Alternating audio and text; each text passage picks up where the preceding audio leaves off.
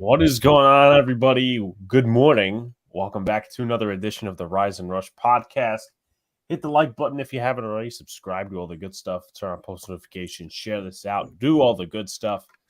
Got another podcast for you this morning. Of course, it is the usual 3-game previews. After that is fantasy, and after that is betting, which, of course, Luca and John will take part in. But a little birdie told me that John is most excited for tonight's game, which obviously we'll be doing on here. It's Chiefs-Jets Sunday Night Football. But anyway, I got to pass it to my panel before we get into anything else. You know what? I think the little birdie's wrong, and I think Alex is just too busy being a clown like he's been that past few shows. He's like to clown around. As shout outs to the chat, Jacob, Armin, and Greg and John. What's up, my guys? As Alex mentioned, we got the previews, we got some betting advice, we got some fantasy football advice. So I know Luca's going to the game tonight. God bless that man's soul. Throw the holy water on this man, okay? Because he's got to be professional. He can't react. So Luca, take it away, my man. First thoughts. First of all, good morning, everybody. Happy Sunday to you all. Happy NFL Sunday. Yes, bless me, Armin. But the thing is, obviously, I'm going to the game today. Press credential today, so I'm gonna stay very professional on here. But I gotta be professional, not only with the Jets playing, against the Chiefs, because the Jets obviously haven't played well, just to make it simple. But B, all the damn Swifties. Yeah, that's the whole thing in itself. That's the whole thing in itself. Yes. Luca's got a lot of competition tonight. He's got a tight end on the field and a bunch of fans to fight over for Swift. Damn camera. All right. Yeah, Luca's doing something. Yeah, anyway, I moved this thing an inch and it just turns off. What is up, Armin, Greg? I'm down for the Toy Story graphics. I didn't know they were doing that till like yesterday. I'm like, what the hell are they doing? But Toy Story graphics for the game. Bless you, Luca. I thought Luca would be in a suit. Well, I'm not Jacob. I'm not leaving here for a while. I'll be leaving probably in the afternoon. Yeah. Falcons versus Jags is supposed to start. So I was discussing this backstage with John before we get into our game previews and stuff like that. I personally think, now, of course, I could be wrong. I could be inclined to be wrong.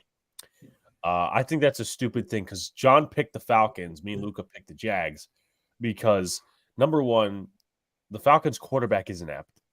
Number two, the Jags home base is basically in London. That's just my personal opinion on why I think it's stupid. But again, I am inclined to be wrong. On Disney Plus. Oh, ESPN Plus, Disney Plus, it's the same company owns it. My counter to that is the Jags looked awful against the Texans last weekend. And we're not just talking like bad, we're talking like atrocious. Mm-hmm. Yeah. This is Luca's chance. Any chance he meets a girl and his competition's mom at the same time. It's on Disney Plus. Mm-hmm. It's Jacksonville East down there watching the Toy Story version, which is on what? Disney Plus, I would guess. So wait, how does that work? Is it like is it kind of like the Slime Time SpongeBob kind of stuff? I was kind of thinking that way. Okay. It's like how does it even, because obviously you have the game in real time. Mm-hmm. With the Slime Time and all that other nonsense, but how would it work with Toy Story? We'd probably have to check Twitter or something. I don't know. So without further ado, of course, if you guys got questions about any of the games you would like us to answer, you got fantasy questions, you got betting questions, here is the place to ask, and we'll even interrupt some of our segments, of course. It's a motion capture. Okay. It's also on NFL Plus. So it's on Plus of everything. It's on NFL Plus. It's on Disney Plus. It's on ESPN Plus. Armin sent us a pic on Twitter, so we'll take a look. I actually just saw that. Yeah. Okay. Well, how does it look? I mean, they have a picture of Andy's room, and they got they got the field, like obviously on the ground, and Desmond Ritter's like very short. Again, you'd have to see the picture. Yeah, I probably have to take a look into it myself. John, how much allowance are you wasting today? How much allowance am I wasting? I don't waste any allowance. Yeah, I was about to say, like, What? maybe he's wasting his allowance on like tissue boxes because he's gonna cry about the Jets. I mean, don't at this point. Why even buy tissue? Just let it all out and let it hit the atmosphere for everyone. Yeah, and then Brad texted me. I Mhm. think it was yesterday. He goes, I didn't realize all Feebles crying would cause floods in He New said York. that to me too. Yeah. And I'm like, Yeah. yeah, that's an accurate assessment. But I'm gonna get the graphic up in just a second, John. If you want to creep into your game, that we're previewing this All week. right. First game previewing Bengals Titans. Obviously Bengals had Monday Night Football last week. They beat the Rams. Titans took a beating from the Cleveland Browns. You look at some of the storylines that we're looking into this week. Can the Bengals passing game get going? Can some of their receivers start breaking out? You look at T. Higgins, you look at Tyler Boyd, you look at any of the tight ends. I know Irv Smith is out today, but maybe a guy, I don't know, like Drew Sample can step up. You see, against a Titans secondary that really did struggle. And, for the other story, Derrick Henry, I mean, are they going to start using him more? Are they going to go more into a look of Tajay Sharp, who's starting to cut into some of those carries? So, sorry, not Sharp. Tajay Spears, excuse me. But enough already. Enough. The amount of times Alex has been Bro, wrong. you got to interrupt his segment. I It's know. the morning. Let him have a smooth. Ugh. Let him present his game, Alex. Alex will I join know. in. He's I being bet, I such a bet you, I clown. bet you, if this was me, Luca would be ringing the thing. No, I wouldn't. You know what? How about this? For every wrong pick you get this week, you get that many times buzz tomorrow. Okay, all right, fine. There you go. But no. So it's a matter of are the Titans gonna use Henry more? Because their passing game has struggled as well. Obviously, with Tannehill at quarterback, not having the best year, a very weak O line, a very weak receiving group. Obviously, also Traylon Burks, who they thought would help, is not, and I believe he's also an inactive today, if I'm not mistaken. On the injury report, I don't remember it off the top of my head. If someone wants to take a look, Yeah, I got but some of the top performers from last week: Burrow, 26 for 49, 259 yards, and he had a pick last week. Mixon, 19 carries, 65 yards, had a touchdown with only 3.4 yards per carry. Jamar Chase kind of broke out, 12 receptions, 141 yards for him. So that was a very promising sign to see. Logan Wilson, 2 picks in last week's game. So look for him to continue strong for Tennessee. Not the best, not some ugly numbers. Tannehill, 13 to 25, 104 yards.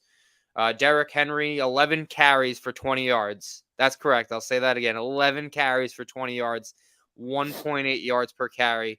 No, not a lot of people thought he'd be this. I don't know. I don't know if it's him. I don't know if it's the offensive line. It could be a combo of both. Hopkins last week only had 3 catches for 48 yards. And the Titans' best defensive player, Azeez Al-Shire, 9 tackles, 2 for a loss, and the sack. Does someone know if Burks is officially inactive today? Yeah, he's out on the injury report. All Do right. you want me to go over the injury report If you have it up in front of you, Yeah, because I did have it early. Go ahead. Luke Gifford, the linebacker, is out along with Elijah Molden and first-round draft pick Peter Skoronski. And Traylon Burks is out. Questionable, Danico Autry. It looks like he's going to lean towards playing because he was limited the last 2 days, and Wednesday he was good. And also questionable is Taylor Tart, who's the defensive tackle. I think he's going to play based on the injury report. And then also for the Bengals, while I included, you did mention Irv Smith being out and Charlie Jones, Akeem Davis-Gaither with a knee injury. He did not practice on Friday, even though Thursday he was limited. He is questionable. All right. We'll let you know if there's any more updates. But now going to some of the team stats, Bengals offense not looking good. 26th in the pass, 29th in the run, and 28th in points scored. And it's not much better for the Titans offense. They're 30th in the pass, 23rd in the run, and 29th in points scored. So two offenses. One you kind of expected to be here with the Titans. Not a lot of high hopes for them. But the Bengals really been struggling to start out of the gate. Obviously picking up that first win on Monday night against the Rams. And then you look at the defense. Bengals passing defense 12th. Their run defense 29th. They have really struggled against the run.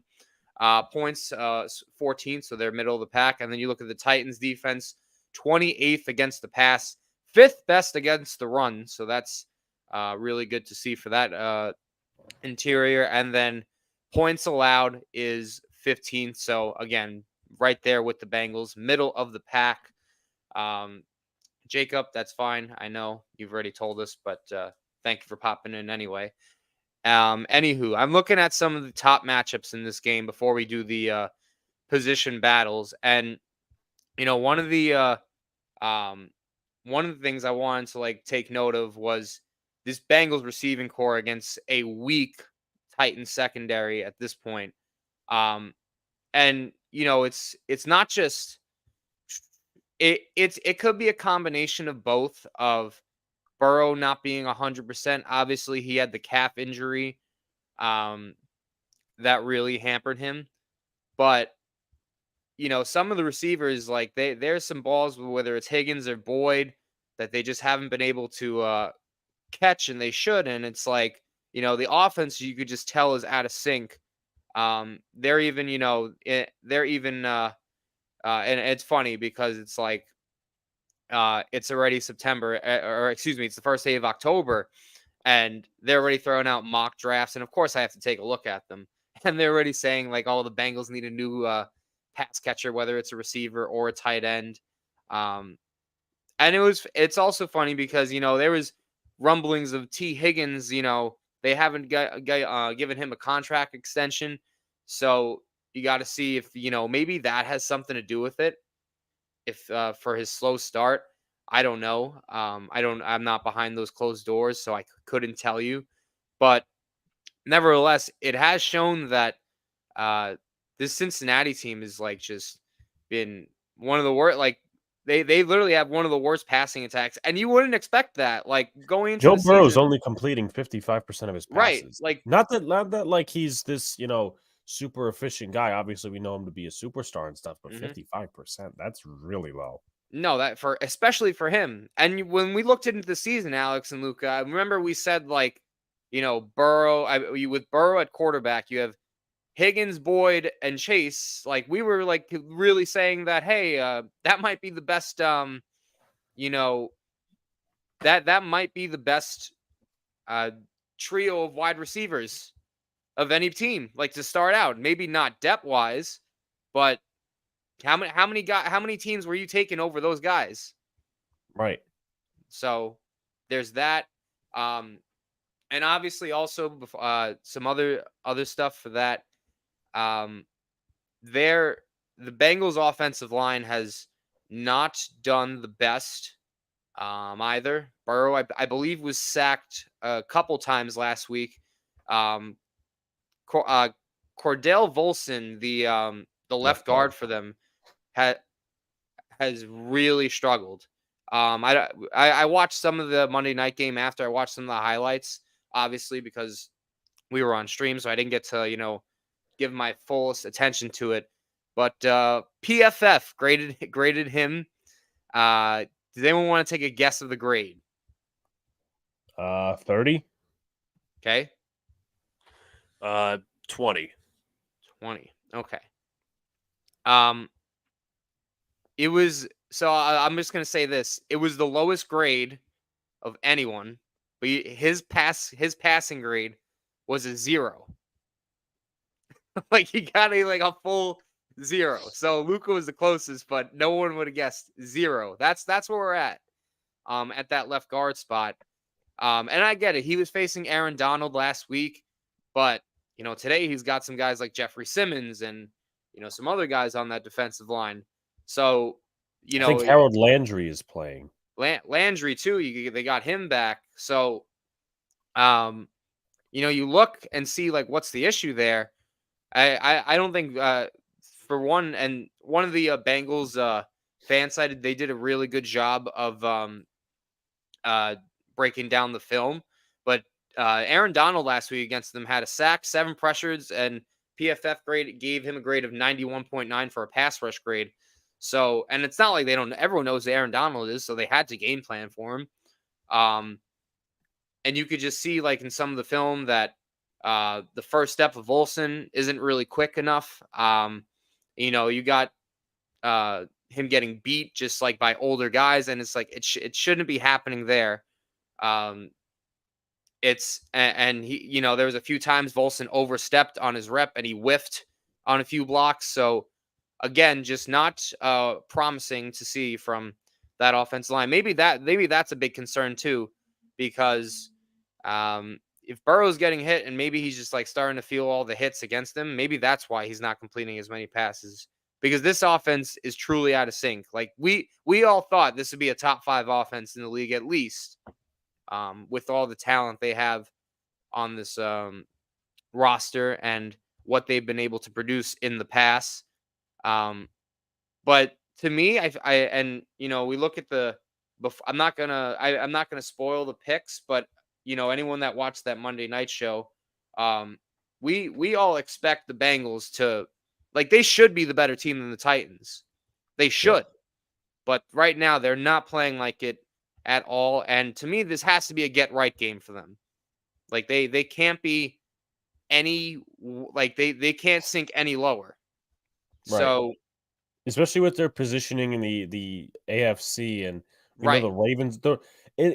John is right, essentially, because the Steelers, I mean, they got I think it's gonna be a tougher game than most anticipate. They have a lot of injuries, the Texans, but I think that's gonna be a close game than most anticipate. The Ravens are dealing with a ton of injuries against the Cleveland Browns, and the Browns, if they win, they only go up more. So again, this is a get right game for Cincinnati. Now, next game they play, I believe, Arizona, so that's not much of a hassle for them. But like, again, the AFC positioning, you don't want to overlook too many opponents. But for the Titans, I mean, I wouldn't say this is I know John didn't say it, but I wouldn't say this is a get right game for them. Obviously, you would like to win this game. There's only 17 of them that we play, but they play Indianapolis next, and then they, I believe, go to I think they go to London against Baltimore. But again, I wouldn't consider this a must-win game just because they're the best team in their division technically. Well, also you have to factor in, Jacksonville actually hasn't gotten off to the greatest start. What's up to Classy Nasty and what's up to Almighty? Guys, make sure to hit the like button, subscribe, and again, if you got questions, post them in the chat. But John, continue. Right. And you go looking back at this matchup. Now you look at it on Tennessee's side, while obviously I mentioned a little bit about the offensive struggles. Some of the defense has not been good. We mentioned the run defense has been great. The pass defense has not been good. It was especially noticeable in week 3. And one guy that's been really blowing it and not been playing to his fullest potential was corner Kristen Fulton. And he's becoming a real liability in that secondary. If you guys, I don't know how much of you watched the Browns and Titans game last week, but if you see the Amari Cooper touchdown, that was a full-blown coverage. And you look back at the film, it's Kristen Fulton's fault, who pretty much just blew the assignment, and that might have been one of the easiest touchdowns for Amari Cooper in his career. But I know Fulton he was out week 2 with the hamstring injury, but he's been getting torched when he's on the field. So yeah, it's not like I have his coverage stats up. He's given up the highest passer rating. Actually, highest passer rating of any of the corners that are currently on the roster. Statistically, Roger McCreary, the second-year man at Auburn, has been the best. Sean Murphy Bunting's kind of like that middle of the pack, but Christian Fulton has allowed a completion percentage of 87.5. Yes, that's been limited. John did mention the injury part, so I'd like to see him more obviously against this Cincinnati Bengals offense. And John, whenever you get a chance, there is a fancy question in the chat. Right. So he's saying, okay, so you have a 12-team PPR. You have Michael Pittman, Puka Nacua, DK Metcalf, and Deebo Samuel. 12-team, who should I start? Now, can I ask before I start looking into it, how many is there only one spot left, or like what do you is this who you should start in general? Like, give me how many spots you have for guys to start, Sam, if you can. But I'll go back into this really quickly. Oh, you said start 3. Okay, so let me just take a look at some of the numbers. Give me a sec because I do have some notes on the side. Pittman plays the Rams. Mhm. Nakwa plays the Colts. Metcalf plays the Giants. Debo plays the Cards. Right. Give me one sec.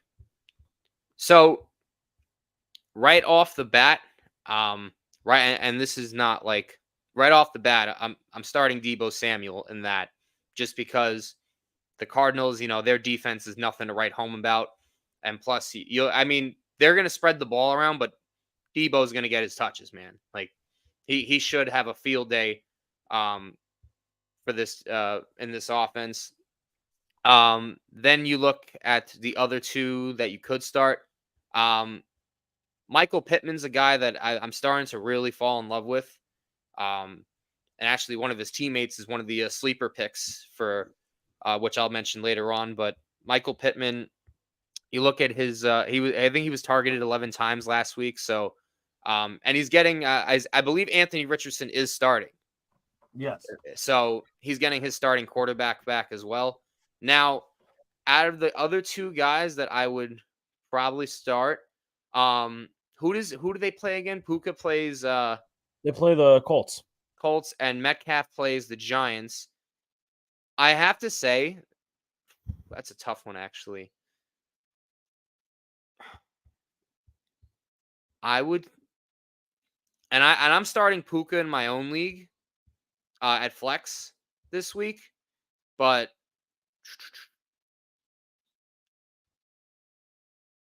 I think I would take Metcalf over Puka for this week.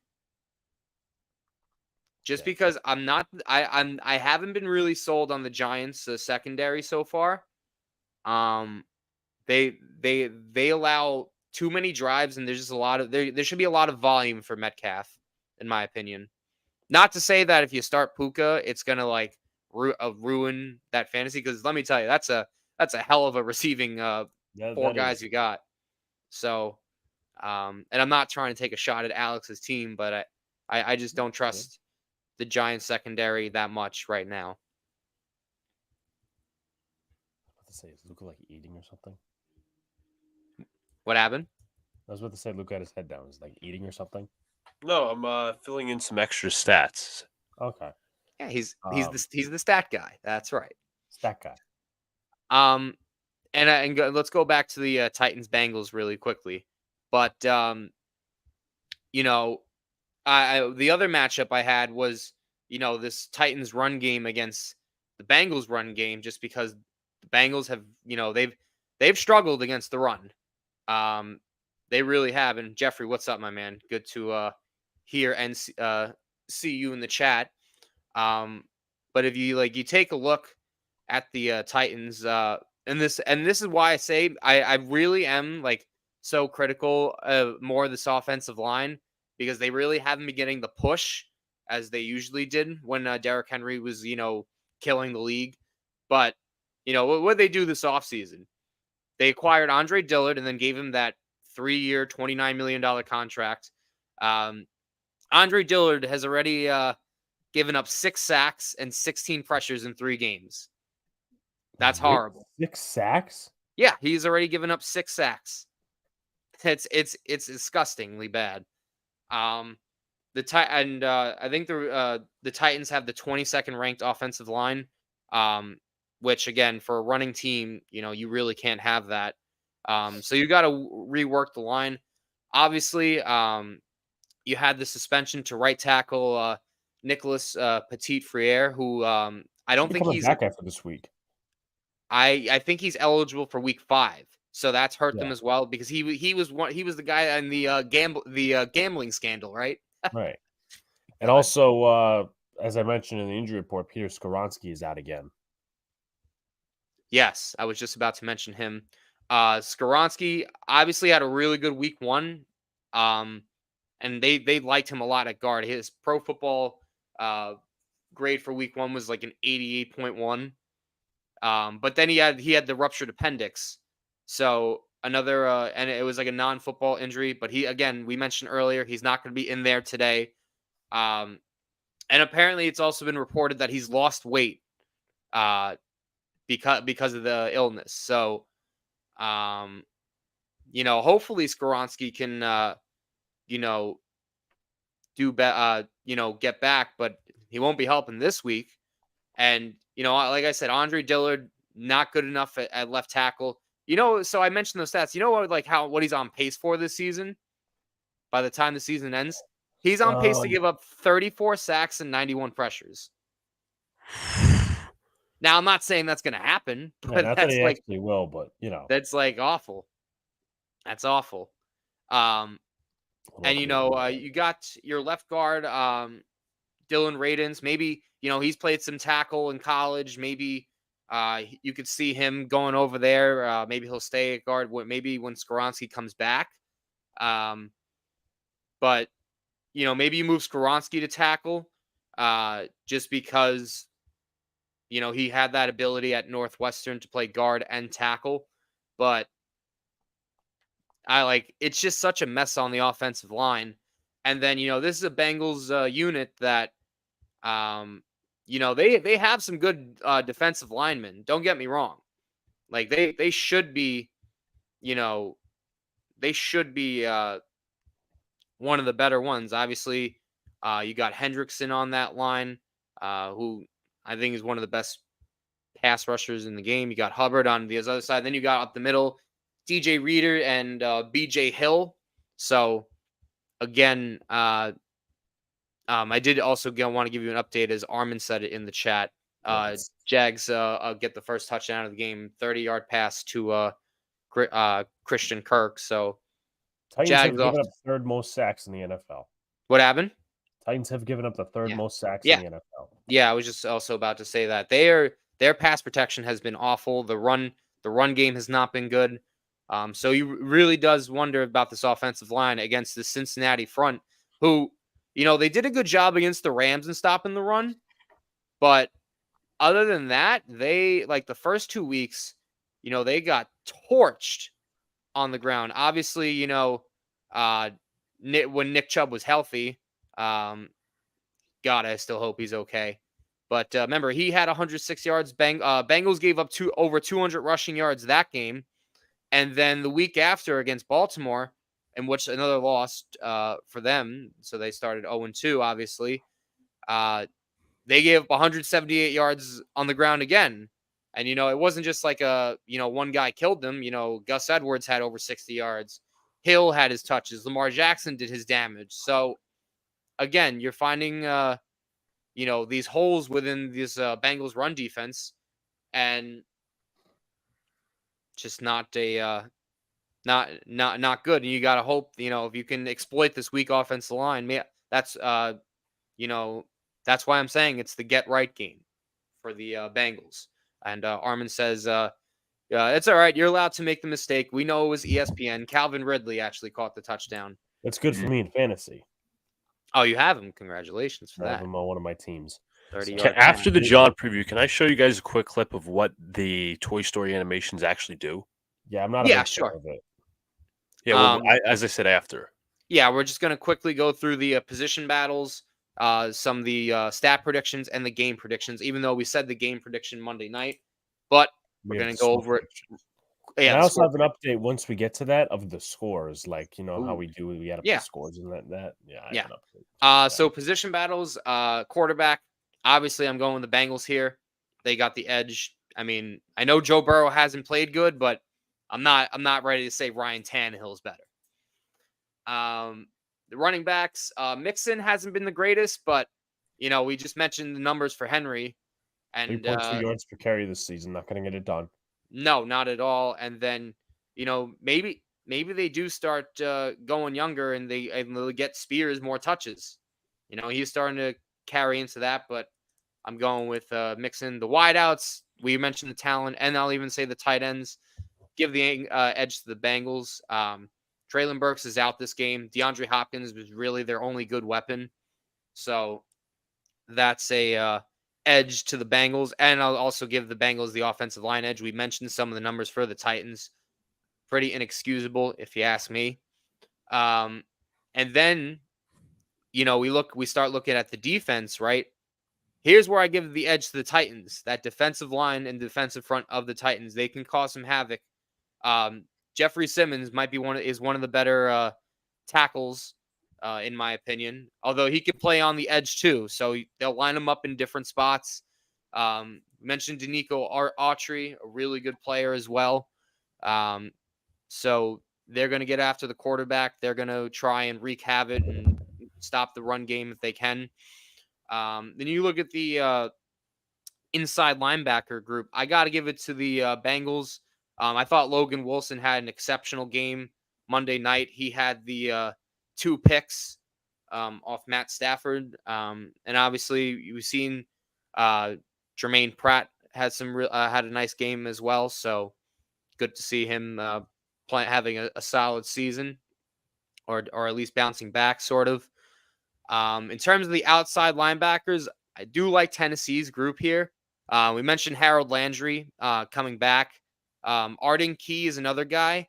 He's got so much talent. I remember him at LSU, but they've switched him on the defensive line. He can play outside linebacker.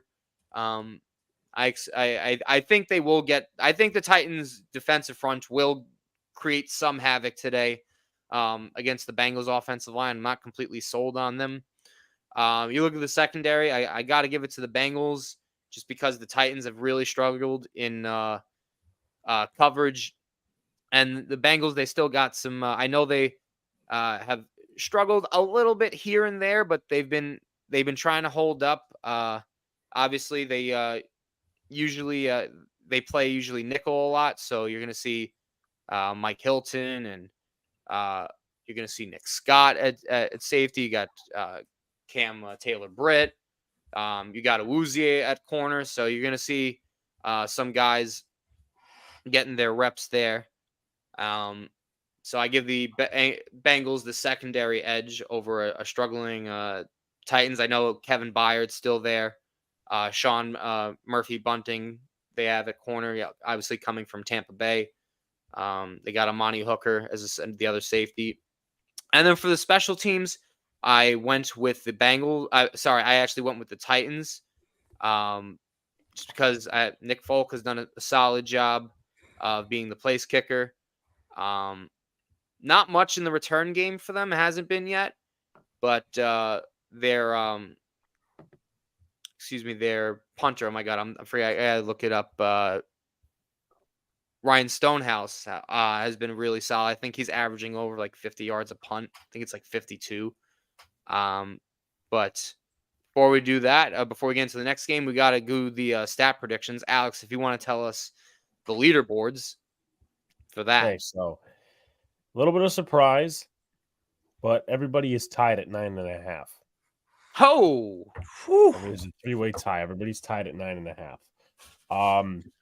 There was I don't have the predictions on hand from the last few weeks, but I deleted them after I added up the numbers. But there was some pretty close ones. There was one where like there was a full point because there was like this much of yardage left to go, and the certain player was right. But once again, we're all tied at 9.5. All right. Mm-hmm. All right. All right. So lead passer today. We'll start here. I got Joe Burrow. I'm saying he goes for 240, 2 touchdowns, and a pick. Okay. Luca.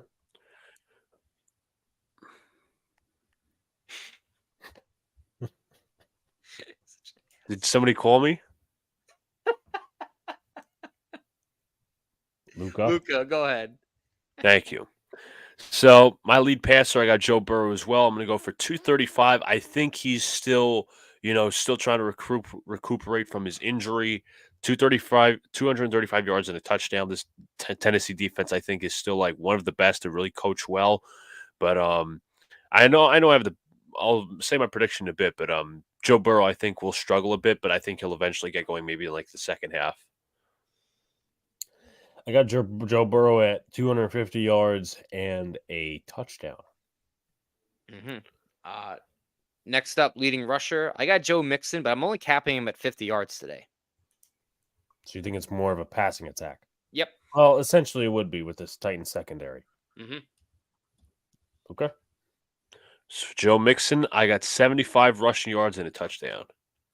I think that touchdown will probably be in the goal line. Okay. All right. I got Derrick Henry at 79 rushing yards and a touchdown. He needs a bounce back game. Why not do it against one of the worst run defenses in the NFL? Fair. No, not right. fair. Receivers today. I'm going Jamar Chase. I think he continues his he got right last week. I say he gets 10 catches, 130 yards.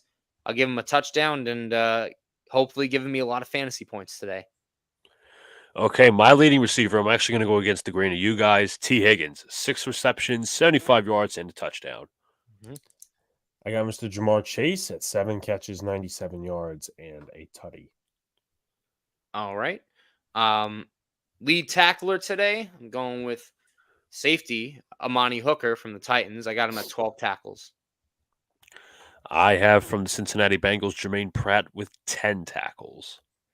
Okay. I got the lead interceptor, for lack of better words, from last week, Logan Wilson at 13 tackles. Okay.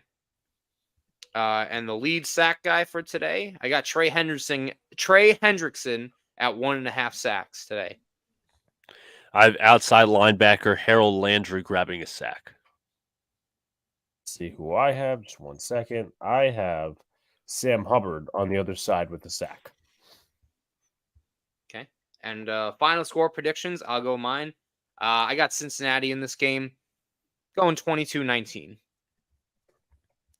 For myself, I have the Bengals winning by 10. I'm going to say 24-14. I think it's going to be a little bit of a defensive game in the first half. Maybe you see like a score like maybe 10-7. I'm trying to think of this mathematically. Maybe like 10-7 at the half. Then the Bengals, as I said, with Joe Burrow, start to adjust, and they finally get off. They start to take off in the second half, and the Titans are just not going to catch up because they're just not that good of a unit offensively. So this is interesting.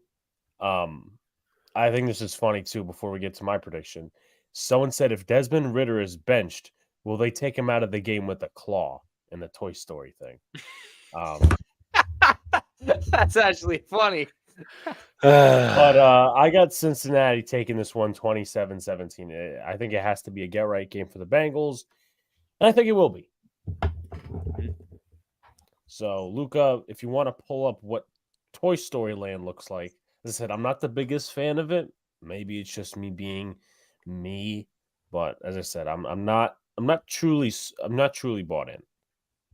I'm not truly bought Okay, in. this is what And this is someone who liked Toy Story as a kid. I did love Toy Story, by the way. That was Almighty. Almighty gave his prediction of the 257 pass yards and 2 TDs to now. Gotcha. This looks like Legos. Yeah. Now let me ask this: is this on like a specific? Is this ESPN Plus or is it different? That's my Armin mentioned it was Disney Plus. Disney Plus. Gotcha. But yeah, this let's play the actual animation. I'm trying to see what way is this Toy Story. You got to look at the surroundings. I feel like I'm playing a goddamn video game.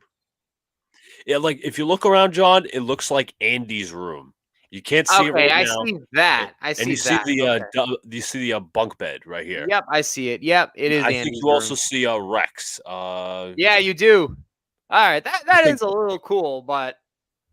And then you see the alphabet blocks.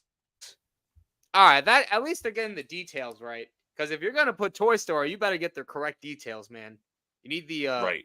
You need that magic 8-ball too. Okay. So where's the communist teddy bear? You mean Lotso? Yeah. I'll double check on that. Lotso teddy bear. Yeah, Lotso bear. It's Lotso Huggin' Bear. That's the full name. Yeah. Called the communist teddy bear. But folks, if you're around, I'm just going to double check because I want to make sure my maps are correct. Let's see. Yeah, most of the country's getting this game. Folks, if you're in most of the country, especially on this northeast side, you will be getting this game. It is the Buffalo Bills versus the Miami Dolphins. May I add, Alex, that obviously he's going to change the graphic, which is all fine and well. You're talking about two of the best teams in the AFC East. You are talking about two of the best offenses across the NFL, especially the Dolphins. They're just on another level this year. Obviously, Tua is healthy. Tyreek Hill, Jalen Waddle doing their thing. Devin Shane is doing some good things. He had 200 yards last week. A little preview there. So just to go through their top performers, know what? Let me get to the storyline real quick, and that is: Can Miami's offensive reign of terror sustain itself against the top tier Bills defense? Can I add in a stat? Buffalo story. What's up? Can I add in a stat real quick about that performance? Sure. Usually teams are 1-6 after scoring 60+ points in the next game. Interesting. For Buffalo, do they break Miami's undefeated streak? They are 3-0 as of right now. Obviously, the best offense in the NFL, as I said. Top performers last week: Tua, 23 of 26. That is an elite completion rating. Only missing 3 of his throws. 309 yards and 4 passing touchdowns. Devin Achan, he's actually pronounced Achan, not a Shane. 18 rushing yards, 203 yards, 2 touchdowns, 11.3 yards per carry. Tyreek Hill last week, 9 receptions, 2 touchdowns, and 157 yards, while Javon Holland, 8 tackles with a pass breakup. Obviously, the Dolphins routed the Denver Broncos last week by a score of, I'm just going to double check the score. It was 70-20, a 50-point blowout, which is absolutely fascinating. Buffalo Bills are coming off a blowout victory versus the Washington Commanders. Josh Allen last week, 20 of 32, 218 yards with a touchdown and a pick. James Cook, I think by far had his best game of the season. I don't know what he did the previous week, but 15 rushes, 98 yards with 6.5 yards per carry. Stephon Diggs, 8 receptions, 111 yards. And Terrell Bernard had himself a game. 7 tackles, 2 sacks, 2 tackles for a loss, 1 pass defense, and 2 quarterback hits on those sacks. Miami's stats: first in offense, first in passing offense, first in rushing offense, and first in points scored per game. Now, their defense tells a different story. They are a bit suspect. And I think it goes back ultimately to that week 1 game against the Chargers where it was a shootout, but they've somewhat made some adjustments. They've gotten better since then. The passing defense for the Dolphins is 23rd. Rushing defense is 24th. And the points of the scoring defense ranks 20th. We head to the Buffalo side. Passing offense, they're ranked 8th.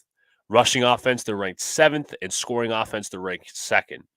As for the passing defense, they're ranked 2nd, one of the best in the NFL. Rushing defense, this is where they struggle ultimately, and they have for the past couple of seasons, 14th in the NFL.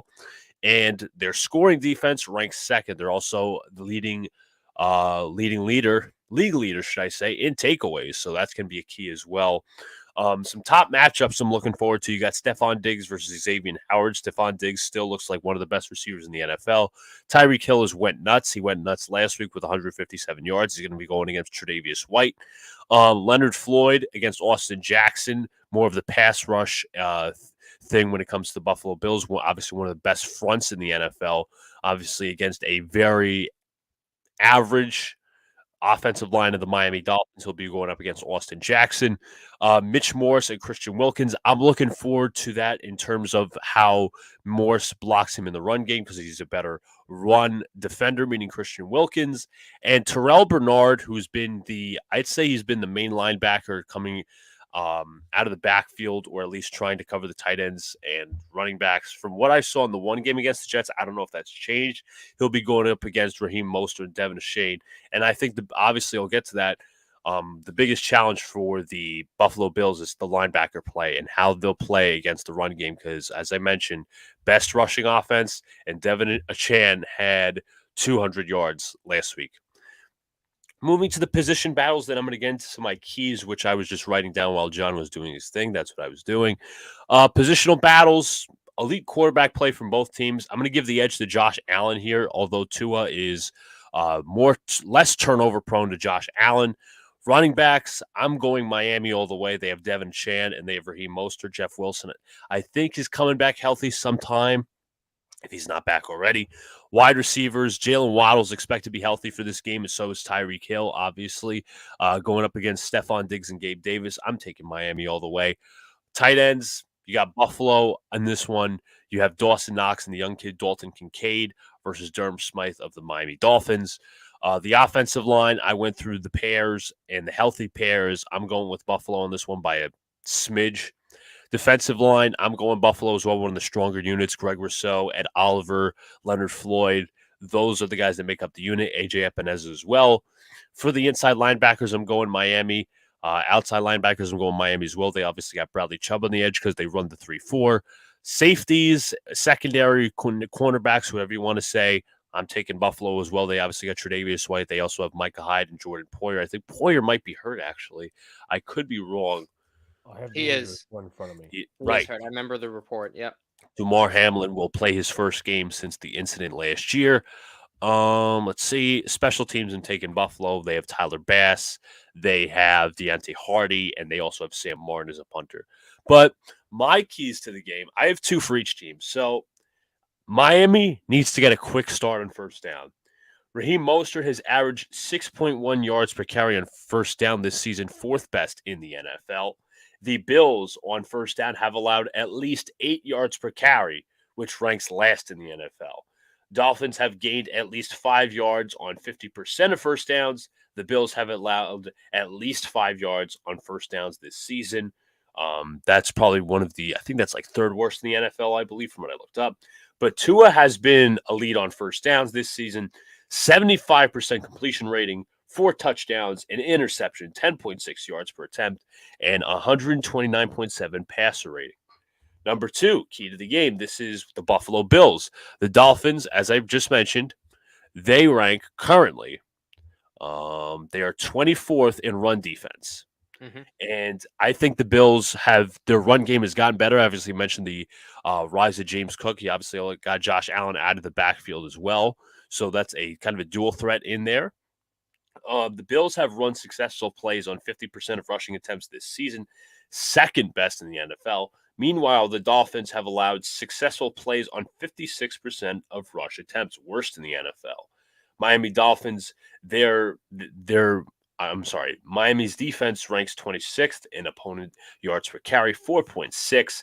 The Bills rank 4th in yards per carry at 5. Another key, this is for the Buffalo Bills, get Miami off the field quickly. The Bills are 7th best in opposing third down percentage, on third down conversion percentage. Let me correct myself there. But the Dolphins are 3rd best in third down percentage. 3-and-out percentage. I mentioned that. But Buffalo has forced 3-and-outs on 16.1% of their drives this season, which ranks 5th worst, despite them being an elite unit. Miami converts on 46.4% of their third down, 6th best in the NFL. As I just mentioned, the Dolphins are 3rd best in third down percentage.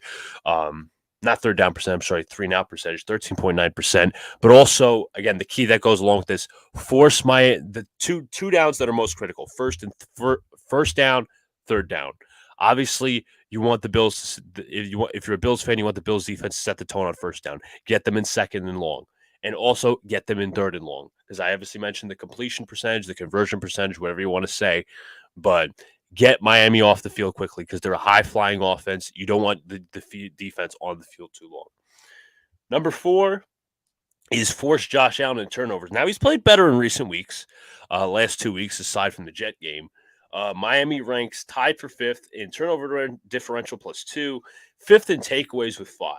Meanwhile, the Bills are the captains of takeaways, 9. They rank 1st in takeaways, obviously with 9. They are tied for 3rd with turnover differential, which is +4. They rank 5th in giveaways, which is 5. I know it's a very low number because obviously the sample size is only 3 games. Dolphins, however, are 15th in opposing drive scoring percentage, which means on 35.3% of their drives, the opponent will score on them. So again, Dolphins defense is a little bit suspect, as I mentioned. But one thing to key in on, Josh Allen leads the way in turnovers since 2022, 19 of them. So those are my keys to the game. Again, forcing Josh Allen turnovers for the Dolphins. They have both teams have a positive turnover differential. Getting Miami off the field quickly on third down. Again, the Dolphins are the third best in 3-and-out percentage, 13.9% as an offense. Continue to run the football with ease for Buffalo. Miami is 26th in opponents' yards per carry. They're also 24th in run defense. And quick start at first down for the Dolphins, and this also goes for the Bills as well. You want to set the tone. So moving into, I think this is going to be our predictions. Yes, it is. So my leading passer of the day is Josh Allen. I think he has 257 yards, 2 touchdowns. The reason I don't say it's Tua Tagovailoa is because the Bills do struggle against the run. Same thing with Miami. But I think the Miami attack today will be more two-dimensional. It's not going to be one-dimensional. Obviously, you got high-flying receivers like Tyreek Hill and Jalen Waddle. You're only going to be able to, in my opinion, stop one of them. So Josh Allen, I think, is going to lead the way. 257 yards, 2 touchdowns on the 2 passing touchdowns on the day. John, what are your thoughts? If you want to offer any thoughts on the game, or you just want to go right to your prediction for the passing lead passer. Well, first thing I'll say, the key for Miami, and I don't want to get into it. I have one of these games in my bet. I'm not going to say what it is specifically. Gotcha. Although we know, and I'm not going to give the score prediction, but the Book of Wonder has me and you picking Miami to ride the hot streak, while the Bills, Alex has them, which Alex did read the stat. Yes. 1-6 after scoring, I think it was 50 or 60. I think he's at 50, I believe. Above 50? Okay. So he might have that good point in there. But nevertheless, you look at the keys to the game. Defensively, it's more so Miami, in my opinion. They have a really good secondary. We know that. They do. Yeah.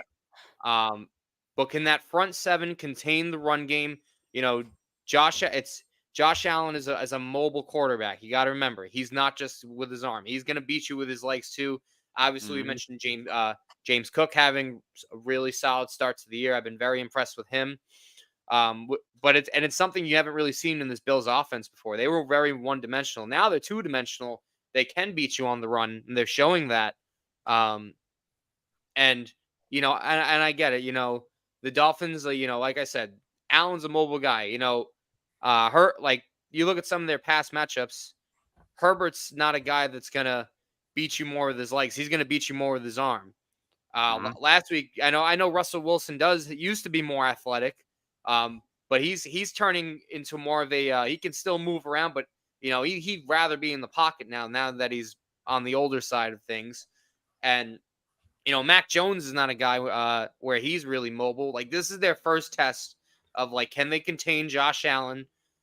Can they stop the run in this front seven for the Dolphins? That's going to be the big key. And then also, for this Bills key on defense, how are we going to stop Tyreek Hill? Right. The Bills do have a good secondary. They have one of the better passing defenses in the league. I think some of the numbers, they only allowing 142 yards passing a game. And they've only given up 2 touchdowns, and they have 7 interceptions. So, right. and I get it. Maybe some of those numbers are skewed because last week they beat the hell out of Sam Howell. So they just totally took it to him. But they did face quality receivers like Terry McLaurin and Jahan Dotson. That's nothing to scoff at. Those guys are really good. But again, they forced 5 turnovers last week. They got to try and bait Tua into some turnovers today. And they got to do their best to limit Tyreek Hill, because I understand they have other guys. They have Jalen Waddle. They have some depth, obviously, with some of the former Jets, Braxton Berrios, Robbie Chosen, not Robbie Anderson anymore, Robbie Chosen, as Alex shakes his head. Right. We both think that's ridiculous. I'll say this, Robbie Chosen. Oh, yeah. Okay, yeah.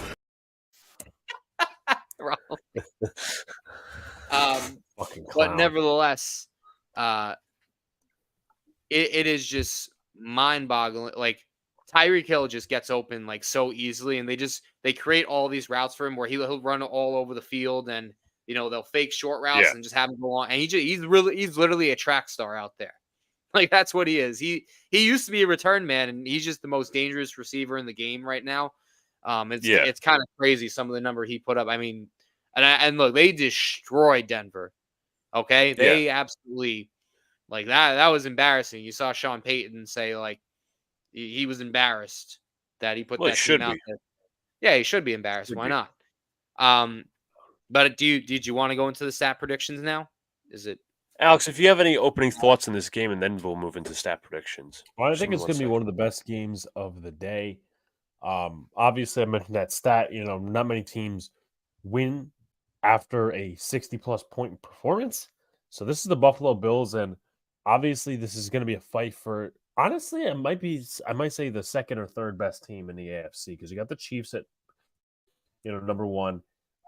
Maybe you could even say the Dolphins at number one, depending on how everyone feels. But as I said, this is going to be like second, third best team. I think turnovers are going to be a big part of it. I think the turnovers are going to be a big part of it. Obviously, Tua's only thrown 2 picks, but Josh Allen has committed more turnovers. So I think it's going to be a very much up-tempo offensive game. The Buffalo defense has only given up 13 points in the last 2 games against the Raiders and, of course, against Washington. So we'll see how this game goes. I'm very excited to watch it when I get a chance. So I already mentioned my prediction. John, your prediction for the lead passer of the day. And I'm actually going to go opposite Luca. I'm going with Tua today. I'm saying he gets 290 yards, and I say he starts carving up that Buffalo secondary. I know they have a very good secondary, but Tua has really shown that he has risen to every challenge so far this year. I know the Chargers defense was bad and the Denver defense was bad, but New England's got a solid defense. Bill Belichick has still got a solid defense, and he tore them apart too. So I'd say that Tua is going to get it. I said 290 and 3 touchdowns. Okay. Alex? Give me 270 yards, 2 touchdowns for Tua Tagovailoa. Okay. Moving to the rushing game, I have Devin Achan, 94 yards and a touchdown. Okay. I'm going with James Cook today is going to get 100 yards and a touchdown. Okay, Give me Alex? Mostert 75 yards. Okay.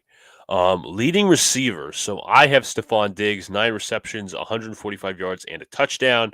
John? I got Tyreek Hill, 10 catches, 140 yards, 2 TDs today. He's going for 2. Okay. Alex? Give me Jalen Waddle in his return, 109 yards. Okay. Leading tackler, I have Andrew Van Ginkel. He'll get about 9 tackles. I got David Long Jr. at 8 tackles today. I got Matt Milano at 10 tackles. Leading sacker, I have Leonard Floyd, 1.5 sacks. I got Daquan Jones today getting a sack. Okay. I got Bradley Chubb leading the way with a sack. Okay. And my final prediction, obviously this correlates with the Book of Wonder, 37-34 Miami in an absolute shootout. I'm going with 27-20 Miami. Not as high scoring as we think. I'm the only one picking Buffalo. Mm-hmm. I'm going to take Buffalo. You might have the smart pick. 24-17. I might give it to you there. Almighty said, please lock up Hill. I trade him in fantasy. You should never trade Tyreek Hill in fantasy. Yeah, it's lesson learned. It's a little bit of an L decision right there. It's okay. It's all right. It's always okay. But any final thoughts on this game? No. Not me. You want to go to your game? So, yes, and there was some news, if you guys caught the wind of it. Derek Carr is actually going to start today. Yep, I did see that. Yeah, I was a little shocked with that. As an AC joint injury, which I think is obviously a big part.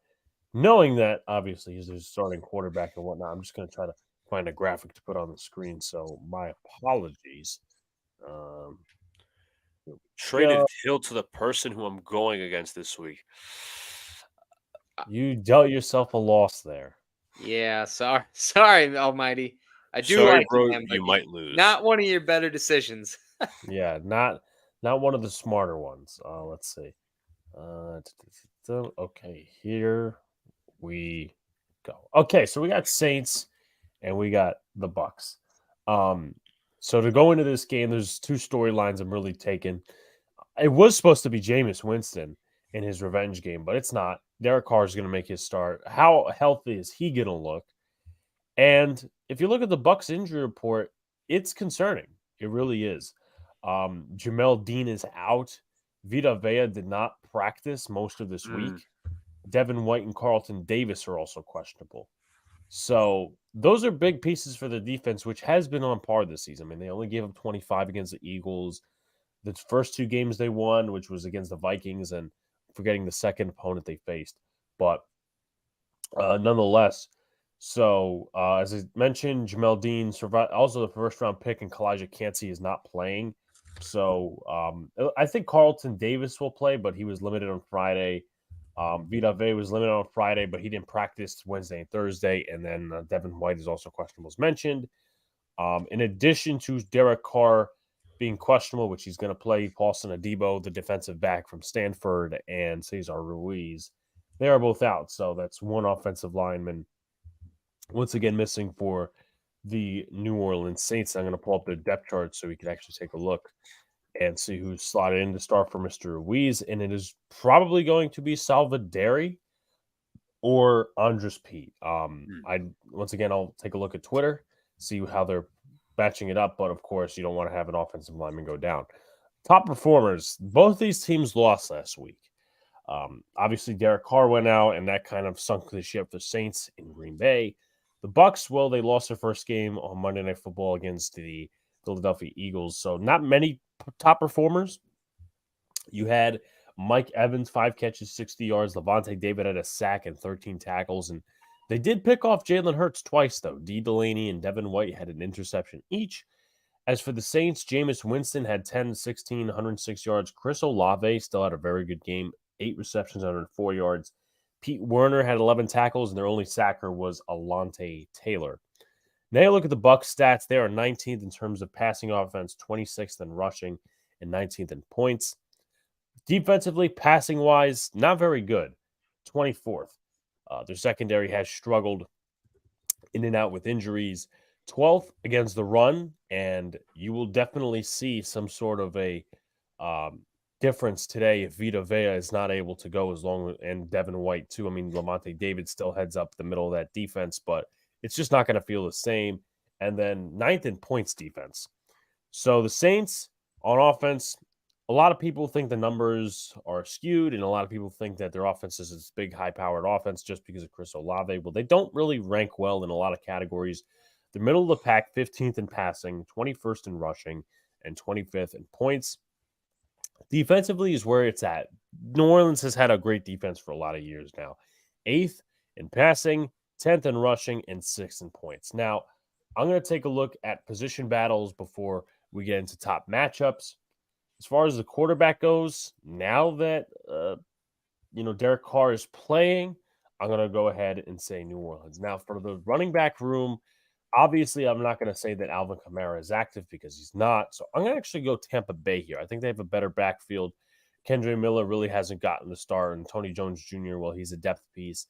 And you look at the backfield with Rashad White, Sean Tucker, and Keyshawn Vaughn. It's not really anything to write home about with both these teams, but I think Rashad White is, once he gets going, I think he's going to be, I'm not going to say unstoppable, but kind of like a James Conner type back for the Tampa Bay Buccaneers. Is this season, he's got 150 yards, 48 carries, 3.1 yards per carry. I mean, that's just not going to get it done. Both these teams really haven't had any high volume in their rushing attack. For the wide receivers, this is where it gets a little tricky, and it's tricky in a good way because they both have some very good receiver rooms. As far as who wins it, I think I'm going to slightly lean Tampa Bay because of the depth. You obviously got Chris Godwin and Mike Evans at the front of that. Trey Palmer, he's looked really good. And you compare that to Michael Thomas, Chris Olave, and then the rest of them is Shashid, and Keith Kirkwood, and then everyone else that fills it out. So I'm going to say slightly Go to the New Orleans Saints on that one. You look at the tight ends, I'm going New Orleans again. It's kind of like the running back position, not much, but Jawan Johnson, Foster Moreau, and Jimmy Graham. I think they match up better than O'Keefe, Kate Oaten, David Wells, and Payne Durham. Look at the offensive line. I'm going to go New Orleans here. Both teams have had their fair share of struggles, whether it's a certain player or whatever, but Ryan Dramchuk is still doing this thing. The weakest link is Trevor Penning. He hasn't been that good this season, and of course, Saints fans are a little upset by that because he was a first-round pick last year, got injured. But again, they spent, I think it was the 18th or 19th overall pick on him out of Northwestern. Just a side note for that. I don't mean to cut off, but I think he's like allowed it over a pressure rate above 20%, if I'm not mistaken, which is like, it's like either the worst or second worst in the league. It's not very good. No. What's up to the NBA Sports, and Greg says 24-21 Saints. So you move to the defensive side of the ball. I'm definitely going Tampa Bay here. If Vita Vea plays, if not, I still, because it's interesting, I think I'm still going to consider edge here when I'm talking about these different things. Obviously, Kalijah Kancey's not playing, but Joe Tryon-Shoyinka, he is the leader in sacks for the Tampa Bay Buccaneers, and Shaq Barrett also has a sack too. So I'm considering that as a part of the defensive line, and I'll take them over Cam Jordan, Alontae Taylor, and some of the other guys they have too. And also Carl Granderson has done really well this season. He just earned himself a big fat payday. So moving forward in terms of that, you look at the linebackers. I'm gonna go with I don't know actually, because like this is tough. Pete Werner's done well. Demario Davis, obviously you guys know that name well. Those are the two like main guys, and then like for the Tampa Bay Bucks defense, Levante David is still doing his thing. So it's tough. I'm going to slightly lean New Orleans, though. If Devin White is playing, I'd probably lean the other way around. As far as the secondary goes, this is a top defense in the league. Paulson Adebo not playing, but Marshawn Lattimore is still locking guys down, and they're going to need one of their backups like Isaac Yiadom to step up and stuff like that. My mistake beforehand, I thought Alontae Taylor was a pass rusher. No, he's a corner. So I kind of knew that, but then again, just a little mistake right there. Now, special teams, I will go Tampa Bay here, kicking Chase McLaughlin, and then Jake Camarda is the punter. So top matchups. I think this is probably the most popular one. Marshawn Lattimore versus Mike Evans. There's always some sort of a fight between these two. There's always some sort of a chitter-chatter. Mike Evans, 17 catches, 297 yards, and 2 touchdowns to begin the season. Marshawn Lattimore has allowed a completion percentage of 40 in 3 games. He already has an interception, and his passer rating is at 26.5, which is really good. So look for Baker Mayfield, maybe to get picked off by Marshawn if he's trying to target Mike Evans. So I would just go to the tight ends maybe, or any of the lesser guys. Maybe target the backup. I think it's, as I said, I think it's going to be Isaac Yiadom today, starting alongside Marshawn Lattimore with the injury to Paulson Adebo. I'm also looking for 2 matchups. I talked about weakest links on the offensive line. Cody Mauch has allowed a sack so far. He's got more positives than we were talking about Trevor Penning before, but he's probably going to go up against Cameron Jordan, who is looking for his first full sack of the season. And then also, you flip sides. Joe Tryon-Shoyinka and Shaq Barrett have 3 sacks combined versus Trevor Penning, who's given up 3 sacks this season. And again, the expectations were a little higher for Trevor Penning coming out as this, he was supposed to be a really good tackle, was supposed to lock down that left side after Teron Armstead left, has not done such a thing. It's good to be violent in your game, but if it doesn't amount to anything, then of course it's not going to happen. Also, just mentioned Chris Godwin against Isaac Yiadom. It's going to be interesting to see what the defensive approach is this game for New Orleans in terms of defense. But I do want to get to our stat predictions. But if you guys have any thoughts on this game, lay them on me. Can I throw in? I mean, it's not an actual bet, but over/under. I'm going to say 2. Mike Evans, Marshawn Lattimore scrums. I'm gonna say because they always fight when they play. They always fight. You only say they're gonna throw hands once? Yeah, just once. Just the one time. Okay. So, some things I did want to mention about the game. You look at the Bucks, who pretty much just got. I mean, they started off 2-0, but they came back down to earth as we kind of expected against that Eagles team on Monday Night Football, the other Monday night game. Um, you mentioned Mike Evans. He needs to be the guy that sparks the offense. Obviously, in my opinion, he's their best player on offense. Has been for years, other than when Tom Brady was here.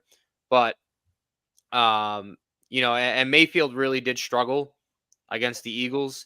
And it just it's kept spiraling. But Evans dropped some passes on Monday night.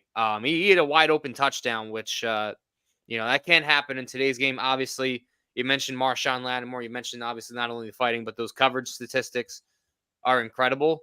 For Mr. Lattimore, he's been one of the better corners for a few years now. Like, it's not just a one-off season. Like, he's consistently done this for a while. So obviously you expect him to travel. Alex, you mentioned with Cody Mock and Penning. Another guy that's not doing so good on that offense line, Matt Feeler. He had a grade of 41 according to Pro Football Focus. So again, they are a young unit, so maybe they just need time to gel and get chemistry. But the Bucks, they do have some talent on that front seven. And then you got to look at if Evans is going up against Matt Lattimore, you got to hope that some other guys, another guy you mentioned going to the tight ends. Well, Cade Otton, I feel like that's going to be a really big key to the game. He's had an okay start to the year. He's got a very good catch percentage. I don't have the number in front of me, but I was looking at it earlier. And Mayfield's going to target those tight ends and running backs. Remember back when he was in Cleveland, Mayfield targeted his tight ends on like 30% of his passes. Now, I know he had a lot more tight ends because the Browns just kept drafting tight ends and trying to acquire as much talent as possible. But, that's going to be his safety blanket. Otton's been targeted 27% of the time this year. So that's going to be a real big key. And, for the Saints, you mentioned, obviously, the big fighting. Lattimore's got to do his best job to get out of the get in the head of Mike Evans, but also, not take any stupid penalties, not let the, he's got to stay disciplined, not, you can yip and yap, but you can't, cost your team at that point. And, this offense, I feel like it's really been out of sync. I feel like there hasn't really been any continuity. Yes, the C word that we like to use on the show, continuity. You mentioned it. Derek Carr's got, he had the shoulder problem. He wasn't going to play. Now it was reported early this morning that he is. Obviously, they still don't have an Alvin Kamara in their backfield. I believe he comes. What happened? Obviously, no Jamal Williams either. Yeah, no Williams either. So I feel like they just haven't been able to get in any rhythm, especially with the offensive line issues. Chris Olave's been very solid. I know that because he's on my fantasy team. But a guy you need to step up, someone who is used to continuity usually is Michael Thomas. Mm-hmm. You got to see him have a big game today, and try and help out and be not just on the field, but be off the field today. When he's on the sideline, he's got to be a leader on the team because he's been there for years now. But Luca, before we do stat predictions, if you wanted to add anything else. No, you guys have hit the nail on the head. I think Baker's going to feature his running backs and tight ends out of the backfield a lot. As John mentioned, he did that in Cleveland aplenty. I expect the same thing to happen, but it's going to be a challenge. Obviously, Mike Evans versus Marshawn Lattimore. But I'm really intrigued to see what the Saints do with a kind of limited Derek Carr on offense, even though their offense is a little mediocre. Obviously got the receivers in Michael Thomas, and Chris Olave, but featuring the tight ends. I know Jimmy Graham had a touchdown last week. We'll see what they could do, challenging the linebackers in the weak secondary. But if you guys want me to add a different game note, this is not regarding any of the games that have been featured. I got 2 game notes. Okay, go ahead. You might be mentioning one of the ones that I already was number one, John, I think you need to take the L on the Falcons. They're losing 17-6. Yeah, I know. It's not looking good right now. Desmond Ritter looks like Zach Desmond Wilson. Ritter looks like ass. Awful. And DTR will be starting for the Browns today. So, John, our pick of the Ravens may go over. Like, is it too late to change my prediction? well, You know what? No. Like well, first of all, stick to your guts. Number one. Yeah, you know what? I'm gonna ride DTR. I liked what I saw in the preseason. Ravens have injuries too. They got Odell Beckham who's hurt, Marlon Humphrey, Rashad Linderbaum Bateman still hurt. Huh? Linderbaum? Good question. Whereas Joe Beningo would call him a leader bomb. Oh, Joe Beningo is Joe Beningo. Let's look at the Ravens. Opening. Linderbaum, he is questionable. He limited all week in practice. So, but the Ravens, it's going to be down to like who can survive the injuries and stuff like that. What I also like to note today, I apologize for interrupting.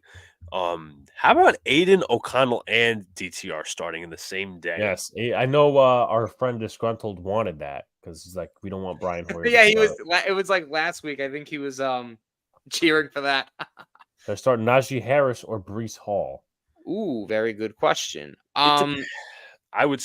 You know what, go John? ahead, no, I was going to say, like, it depends on. Again, I'm not getting into my Jets game here too much because obviously all of these different other things. It depends on how they unleash Zach Wilson, but I have a feeling that they won't. So don't start Breece Hall. No offense to him, but Najee, I feel is like a little too inconsistent for my liking because. I don't know. I just like he was a running back coming out of Alabama with a lot of hype, but he's like he focuses on the moves instead of just cutting up field. Yeah, that's the issue right there. But it's so hard to trust Breece Hall right now just because everyone knows they're going to give him the football. Yeah, like I mean, Willie Gay literally said so hard to. I hate football. this, but if you have Breece Hall, you need to bench him until they can prove otherwise that they can run the football again. But I don't know what they're doing at quarterback, man. Don't know. You saw that report this morning from Diana Rossini. So, anyway, move to predictions. I don't know who didn't write theirs in, but it's going to come up on the fly, I guess. I'll start lead passer Baker. Actually, no, I'm going to change mine. I'm going to go ahead and change mine because Derek Vehicle is playing. Let me go ahead and say. Yeah, I'll keep the interception part. Let me go Derek Carr, 245 yards, a touchdown, and a pick. Okay. I went also going with Derek Carr. I got him at 210 yards and a touchdown. Luca? I'm going to go. Ooh, this is a good one. I like the Saints defense. I'm actually going to. It depends because obviously, as I said, Derek Carr's limited. I'm going to go with Carr. I'm going to say 245 yards. Okay. Can you just get Breece Hall in a passing game? He's not really that tight. He hasn't really been featured, though. He hasn't been featured enough. And I'm sorry you have Garrett Wilson, too, but this Jets offense is atrocious. And Garrett Wilson might get you like 15, 20 points, but I can't see him breaking out with Zach Wilson. Yeah. He really hasn't been featured. It's mind-boggling. That's a whole nother thing. All right, lead rusher, Kendre Miller, 86 yards and a touchdown. I'm going with Rachaad White today, 70 yards and a touchdown. Rachaad White, I'm going to go 84 yards and 2 touchdowns. Okay. Michael Thomas, 101 yards and a touchdown, lead receiver. I got Chris Olave, 9 catches for 90 yards. I'm going to go Mike Evans, 125 yards, 5 receptions. I'm going to say Mike Evans gets his way with Marshawn Lattimore. Okay. All right. Lead tackler, I got the former Jet, Demario Davis, 11 tackles. I miss you, Demario. I'm going with Ryan Neal at 8 tackles. I'm going to go Demario Davis as well. I'm going to go 7 tackles. By the way, Demario, we miss you. I got lead sacker, Joe Tryon, 1.5. I'm going with Greg Gaines. I say he gets a sack today. I'm going to go Cam Jordan. I think he gets a sack today. His first full. Yeah, his first full sack. Final score predictions. I've got Saints 24-21. Okay, so go ahead, Alex. I'm sorry. I got 2017 Saints. 24-17 Saints. I know I probably originally picked the Bucks because I thought Derek Carr was going to be No, out. you picked the Saints. Okay. You actually, everyone picked the Saints this game. Okay. Yeah. Awesome. Luca had intelligence. Yes. But that does it for our game previews. Now, of course, we have to step into fantasy. That's right. Fantasy football. Before we get into like the stardom, sit-em, guys, other fantasy football news, you guys have your questions, comments, help us out. Hit the like button, share, subscribe if you're new. Okay. But nevertheless, guys, it's that time, week 4, we're about a month done with football after today. You're kind of in that's set right now. Is your team 3-0? Could you stay pat? Is your team 0-3? Do you have to panic? Most teams are 2-1 or 1-2. Okay, that's just how it is most of the time. But here's what I'd say to do. Really good, smart advice. Look at the points of how much you've scored total. If you guys are in the top 6 of your lead, regardless of your record, then you should be fine. You shouldn't have to worry. Maybe you have to make a tweaker there or two, depending on what you need fit. But if you guys are in that lower 6 half, it means something ain't working, and you got to start changing it up to start winning some games there. Almighty, you're 0-2. Did you start late? Did you draft late? Is that why? But it might mean almost panic. Yeah. But here we got some fantasy football advice for you guys today. Some of the under the key as I just take a look. It's 17-0 at the halftime for Jags Falcons. Desmond Ridder, I'm going to hate you now, and yeah. Anyway, here's some of the guys. As Barbara says, there's some bad quarterback play all over the NFL. Desmond Ridder, Taylor, yeah, I heard he had an awful pick 6 today. That is just too easy. He says, Almighty, that's okay. We're here to learn. Your season's not over. I've seen crazier things happen. But here's some of the more sneakier candidates to either start or target. Now, here's something I really do like for anyone that needs a quarterback because, and these are mainly for deeper leagues, right? I'm not talking about if you have like a 6-team league. Well, then you can find anyone anywhere. But nevertheless, one guy that I see that could be a good fit, Bryce Young. Now I get it. He had the ankle injury that he was out week 3, so Andy Dalton started. And I know he's supposed to play today. But nevertheless, he does have a very favorable matchup today if he plays against Minnesota. Minnesota is awful against the pass. They're awful against their defense in general. Minnesota's passing defense giving up 27.3 points and 261 passing yards a game through the first 3 weeks of the season. So, and if Bryce Young doesn't play, guess what? Andy Dalton's pretty available in a lot of leagues too. So you might want to pick him up and just say, hey, if I'm really desperate at quarterback, that's a matchup I love to target today. Vikings, very weak secondary. They're weak all over on their defense. They might have one of the worst. Well, it's 2 0-3 teams. Correct. So something's got to give. No ties. Well, yeah. Unfortunately, Alex, sometimes we've seen a tie, which is like the dumbest thing ever. But nevertheless, some other guys to target. If anyone needs any running back help, I know Devin Achane was the guy of the week, pretty much, that everyone picked up. I think last week, guys, he was projected like 1.5 points in fantasy, right? But then, and I think what did he get last week? What was it? 40, 50, 50? I know my league is a bit skewed, but I think it was 50, if I'm not mistaken. And here's a guy that's very under the radar right now, and I think ESPN has a wrong projection about him. Okay. And Luca, you're not going to like to hear this. I like Clyde Edwards-Hilaire's matchup. The reason I do like it is because can I pause for a second? I'm so sorry, John. Is Pacheco playing? He I would is. assume so. So let me ask this. I know what. Get into your insight because you can answer my question anyway. Okay. So if you saw last week, the Chiefs absolutely annihilated the Bears. Like, it wasn't even a contest. And you know what? I kind of expect something similar. I do not think the Jets are going to come out good. I think they have a very slow start, and I think the game's going to get away from them.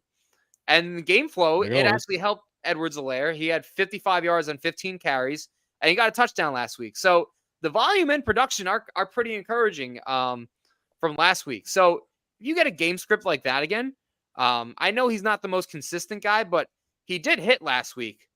It was the most carries he had at all, because the game scripts before that, he faced Detroit and Jacksonville, two solid teams. So obviously they're not going to use him that much, but the workload increase is good. I know the Jets do have a solid defense, not great, but they struggle against the run. They have struggled against the run. You've seen it with whether it was Ramondre Stevenson that can get chunk yards. Tony Pollard. Pollard's another guy that had his chunk yards. Like, you've seen it happen. So, and Pacheco, I think he's being actually labeled as a game time decision, if I'm not mistaken. Actually, let me take a look at that for you, for anyone that does have Pacheco. That makes more sense to label. Actually, no. I think he's now been ruled as fine. I thought he was on the injured list this week. I thought he had something lingering, but nevertheless, that's not a bad pickup this week. If anyone needs any depth, or if they're really desperate at running back, I'll get through some of the comments. Some people complimenting Alex's shirt, very nice. Buy it on the shop, Yeah, you guys can buy. You can have your own. You can have your own.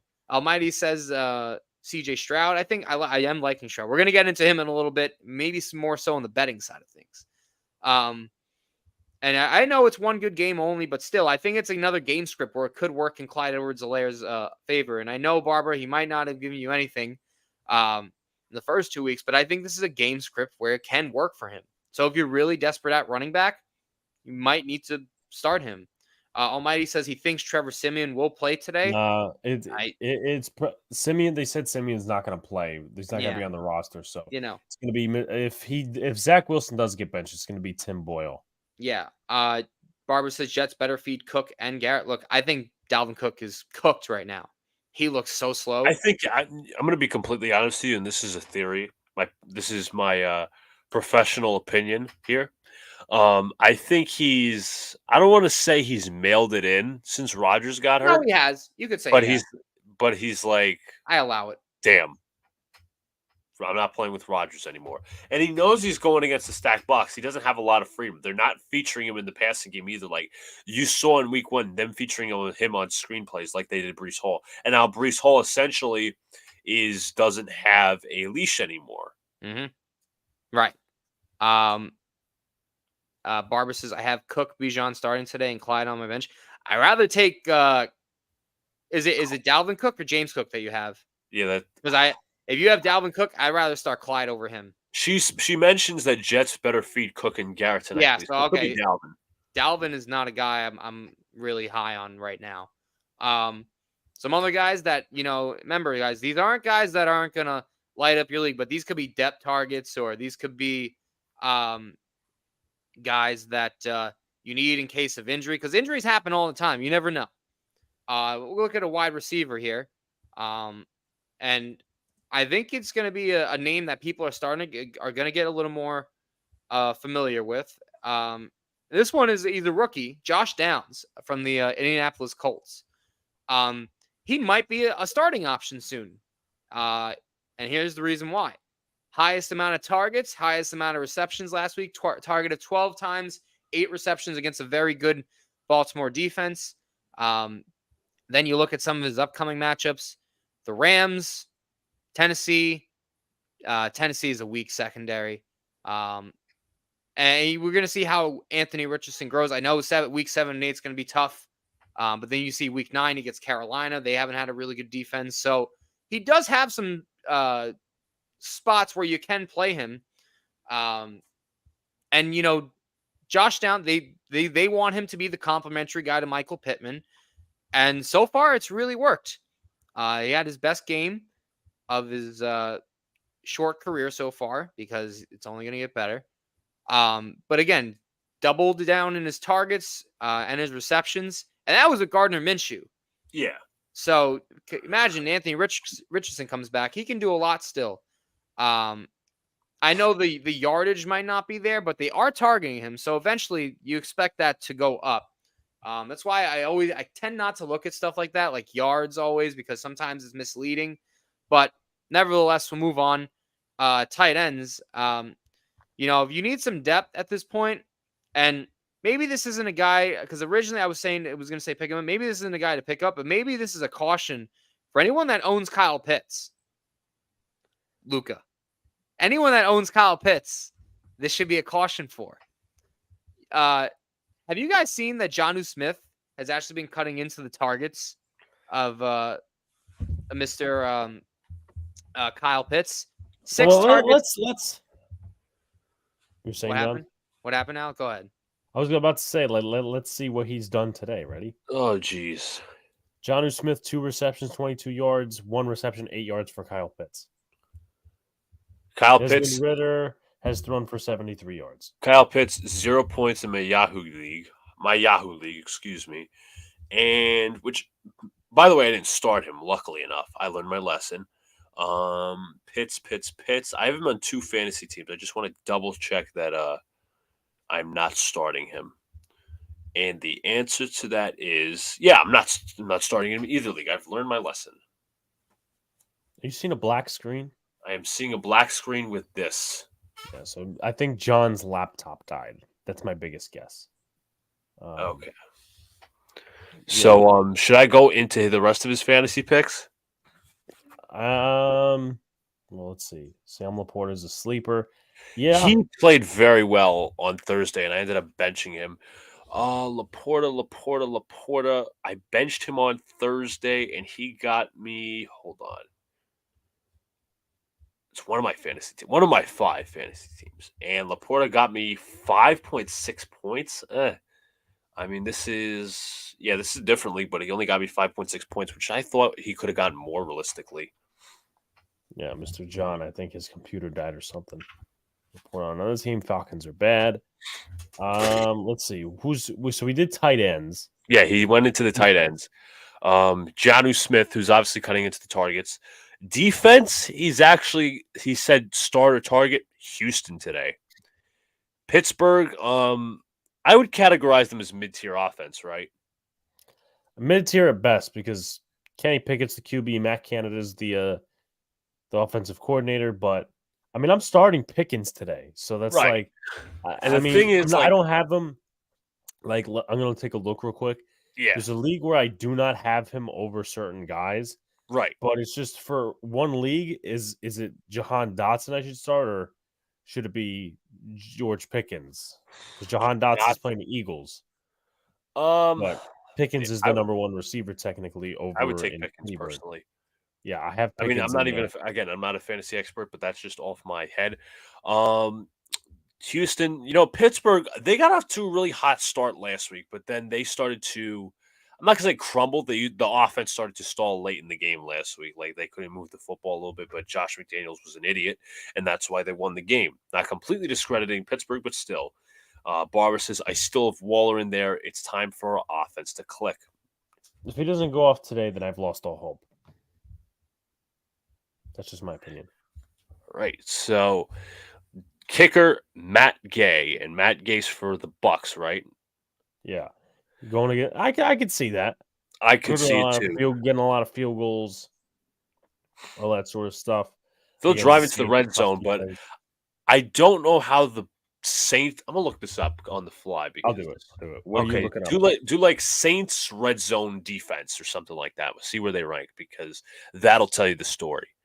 because again, the Saints fell apart last week against the Packers. They're number 3 red zone defense in the NFL.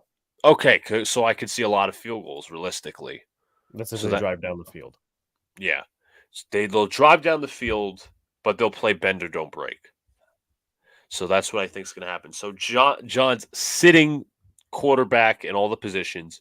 Justin Fields this week. Now, Justin Fields plays Denver. And another 0-3 team. That better get the lowest crew of all of them, because that's going to be a garbage-ass game. It's going to be a terrible game because both teams are terrible. Both teams got their butts kicked last week. 0-3, yes. Denver, Chicago is getting Andrew Catalon, Tiki Barber, and Matt Ryan. That is the I want to say like the 4th lowest crew. It's not the 5th though. Fucking ridiculous crapping out. It's the 5th. It's not lower than the Steelers Texans game when it comes to broadcasters, which I think Steelers Texans might actually be watchable. But yeah, John, if you want to continue with your fantasy, stupid. Just you know what? We're gonna go back. Sorry about that. We had some technical difficulties. I gave my brief analysis on the rest of your starts.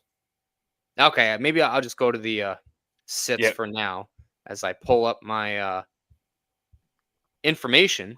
Quarterback, you got Justin Fields. Yeah. Just give me 1 sec. Sorry, because I got to pull up my statistics that I had because this is. Do apologize again, people.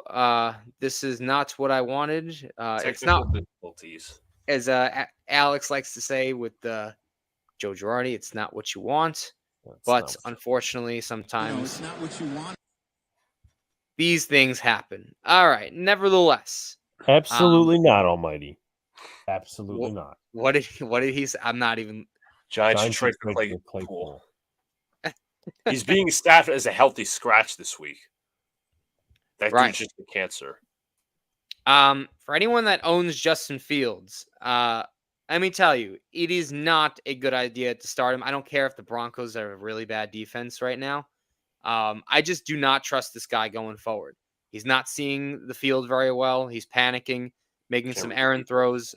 Let me just say, last week, 11 of 22 for 99 yards, a touchdown, and a pick. He had 11 carries. Numbers. Yeah, 11 carries for 47 yards, which is really the only positive, but subpar. Everyone's saying to trust the process with him, but let me tell you that it is not going to get any easier after this. And I know he's got some favorable matchups. I get it. And I'm a big matchups guy. He's got Denver in week 4, Washington in week 5, not a good team, Minnesota, and then Vegas and the Chargers. So he does have some good matchups. Maybe you don't drop him, but you need to bench him until he can produce a few games. But his numbers this season have been dreadful. Did you know that Justin Fields has never had a 300-yard passing game in his career? That's terrible. I don't know if Zach Wilson's had it, but he has had 2. He's had 2. Justin Fields has never done that. So, and I had hopes for this kid coming out of Ohio State. Shit. Yeah, I did too, but I guess that's not what they did. But he's looked awful. So avoid using Justin Fields for now until he can prove otherwise. Next guy, and it was weird because a lot of people picked him up, right? Maybe in week 2 and 3. And this isn't like, I'm trying to crap on the guy so hard because originally I thought you could start getting him, but Kyren Williams, a little bit of a disappointment last week. He's never had a game where he's had more than 60 yards receiving. 60 yards rushing. So that's number 1. Against the weak Cincinnati team, against the run, he only had 38 yards. He is still a good workhorse that you can throw the ball to, but the workload just isn't looking great for Kyren Williams. The carries are there, just not the production. And you think like against a weak Bengals front, maybe not a pass rush, but a weak run defense. Then what happens when he goes against Indianapolis today? They got some good players. What happens when he sees Philly? He's got Pittsburgh on the schedule. He's got Dallas on the schedule. he's got plenty on the schedule of not so favorable matchups. So again, caution with Kyron Williams right now and for some future matchups. Another guy that a lot of people are really high on, and I know this because I had Mike Williams, which was a huge blow. Torn ACL, done for the season. Josh Palmer, a lot of people are high on him. I'm not so sure that he's gonna like be this fantastic guy. And the reason I say that is because you still have Keenan Allen, who's still a top guy in this game, and Palmer had the targets, but I feel like they're going to get Quentin Johnson more involved over Palmer. That's what I So think too. I'm really not sure if Josh Palmer, and I've seen a lot of people add him. I don't know if he's going to be the long-term fantasy viable option because I just think he's going to be buried behind those two guys because Quentin Johnson is not like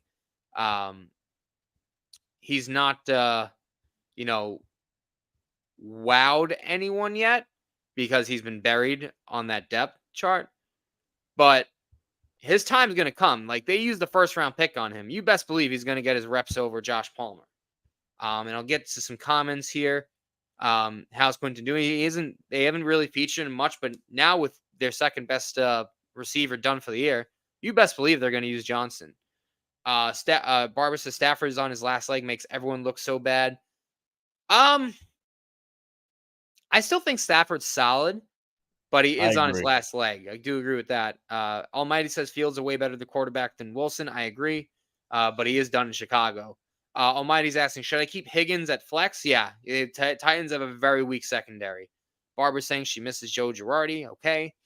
And Barbara also says Eckler is still out, but I wouldn't start Josh Kelly right now because I'm benching him in my personal league. Benching him.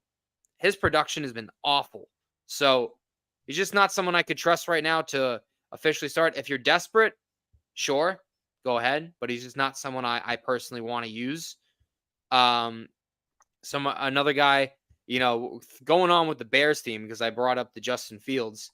Another guy I'm really not been impressed with. Cole Kmet, in my opinion, has not maintained his fantasy viability. He was targeted 3 times for 22 yards in that Bears loss, and they had to pass it a lot because that's what the game script said for them. The Bears passing game has been awful, so I had big hopes for DJ Moore this year, but I might have been dead wrong on that because there's just way too many better fantasy tight ends that you could pick up. Kmet hasn't had a game where he's had over 50 yards. Nori has had a game where he's had more than 5 catches. So again, not really looking good there. We mentioned the numbers for Fields. Kmet also, I mean, they only have 1 game over 40 yards this year, which again, and it's not like he's a red zone threat. He's got no touchdowns either. So, but yet he's still rostered in like 68% of the league. So it's been really unfortunate that whole Bears offense has been crap. Charles Barkley in the chat asking, you think Chandler Jones gets signed by another team? No. I doubt it. Barbara says Moore is on my bench. Yeah, he should be on the bench. He's just, I thought he'd have higher hopes, but not looking good. He's a quarterback? Right. Yeah, we be pretty much because it's the quarterback. Can't really trust him. When you have quarterbacks that are just unviable options, then you can't really trust certain guys.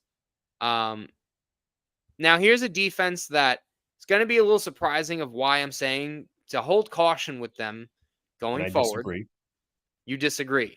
I disagree. Well, you can disagree all you want, but the Dallas Cowboys, I know, played great against the Giants, played great against the Jets, did not do so good against the Arizona Cardinals. Gave up 28 points to a terrible roster. Let's call it what it is. The Cardinals do not have that good of a roster. Maybe they got some good coaching down there. Who knows? And they might have a favorable matchup against the Pats today. Not really a good offense. So you might want to start them today. But you look at some of the games they do have coming up. San Francisco. You want to start the Cowboys against them? I don't. The Chargers. I don't want to start the Cowboys against them. They have a really good offense, really good passing attack. They also lost Trayvon Diggs to an ACL injury this year, so that's going to really hurt. Rams, okay. The Eagles, you really want to start against them? I don't. And that's just some of their matchups for the next few weeks. Barbara says I have the 49. You can start the Niners defense every week. You're set. And a kicker that a lot of people had high hopes for, but I'm not so sure right now. And it's just a kicker. But remember, kickers can win you weeks sometimes. You never even know it. Daniel Carlson is the guy that I would not be so high on. He's rostered in 76% of leagues right now. He's getting dropped about 7% this week. But Daniel Carlson only has one field goal over 40 yards. Okay? It's not like he's missing anything, but the Raiders just haven't been able to get many field goal opportunities. They struggle sometimes to move the ball. He's only had I got to look at the field goal numbers, but he's only had 2 field goals over between 1 and 30 yards and 1 field goal between 40 and 49 yards. So it's not like he's missing. It's just you can't really trust the Raiders right now.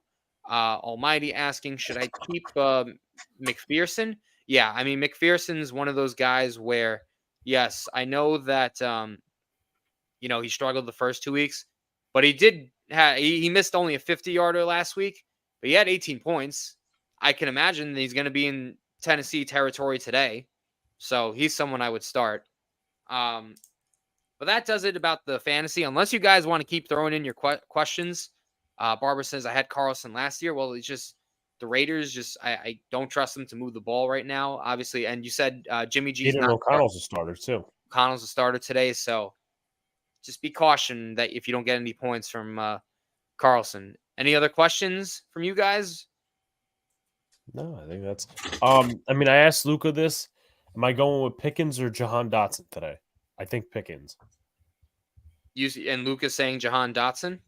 No, I'm saying Pickens. Oh, in terms of that, who do they each play again? Washington, Philly, Texans against the Steelers. Texans and the Steelers.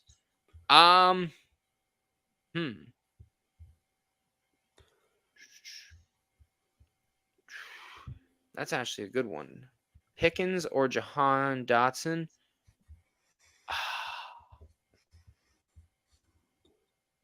I would say Pickens too.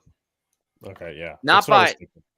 I just do not like. I'm not sold on Kenny Pickett, but I say Pickens because Howell looked awful against Buffalo's defense. Now, the first 2 games he didn't had the best competition.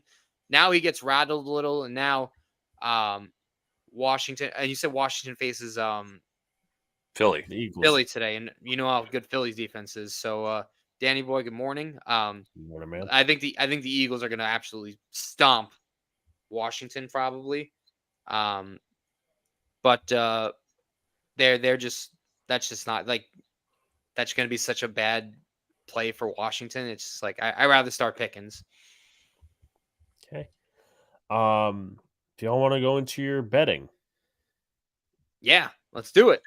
Let's play some bets. Let's play some bets.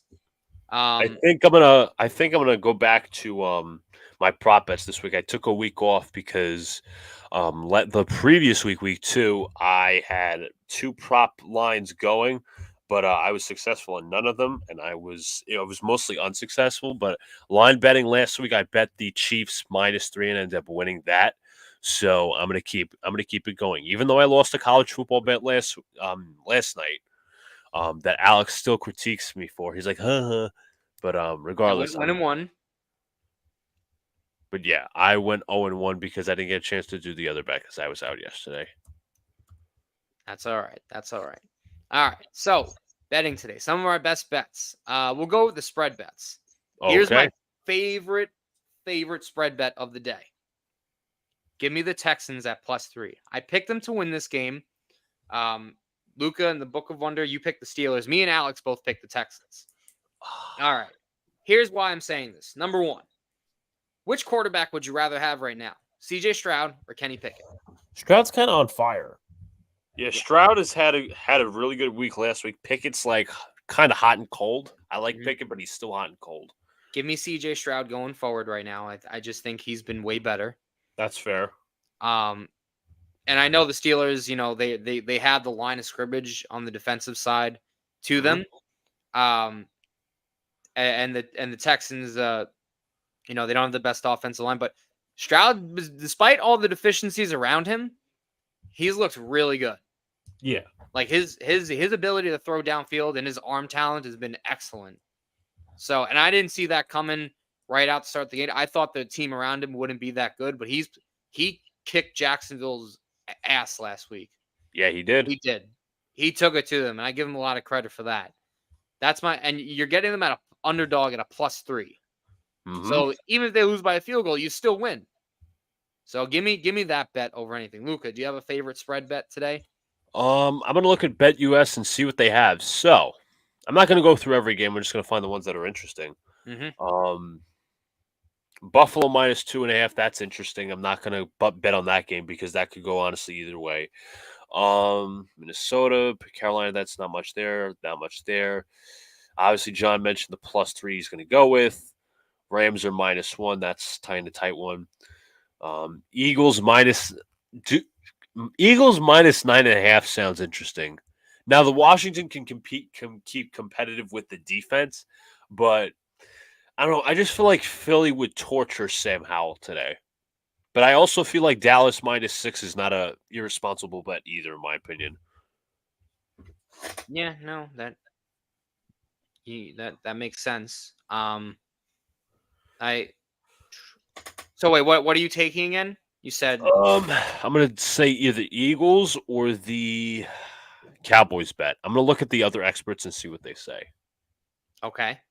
All right. We'll go into it. Because I'm curious to see what that line is at. And guys, like up, man, share out, subscribe, or else your name will be written down. But anyway, here's my favorite money line bet of the day today. Oh, one more thing. Actually, I did have a stat bet. Really shocking for Mike Tomlin. Okay. Mike Tomlin against the spread as a road favorite. A road favorite because they're on the road today. Yep. Against the spread. Anyone want to take a guess what his record is?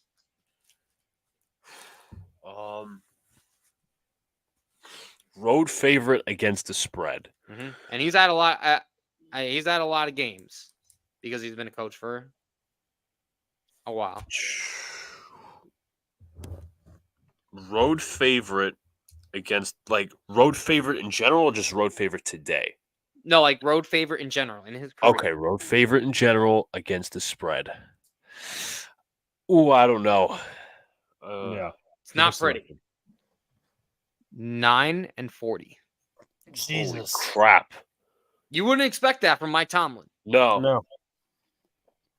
For the spread, not for games that he's won. No, I know. For the spread, 9-40. He's not covered it as a road favorite. Give me the Texans today. Money line bet, my favorite bet. You could find this at Friday. All right, I love this. The Ravens money line at +100. Give me that. Pretty much nearly a pick 'em at this point. Mm-hmm. Between the Ravens and the Browns. First off, we just mentioned the Browns. Literally, no Deshaun today. They're going with a backup. DTR. Now I know the Ravens have a bunch of injuries, but can I say this about Baltimore? Here's a good one for Lamar Jackson. Lamar Jackson as an underdog, because that's what the line was on Friday, as an underdog on the road, 18-9. 18-9. Again, 18-9. Do not pick Lamar Jackson that much as an underdog because he does end up making people lose money. And I just think, the quarterback injury really helps me here because now probably Baltimore is probably the favorite. I don't know the lines right now, Luca. If you want to take a look to see if any line movements happened after the injury, I don't know if they've updated that quickly, but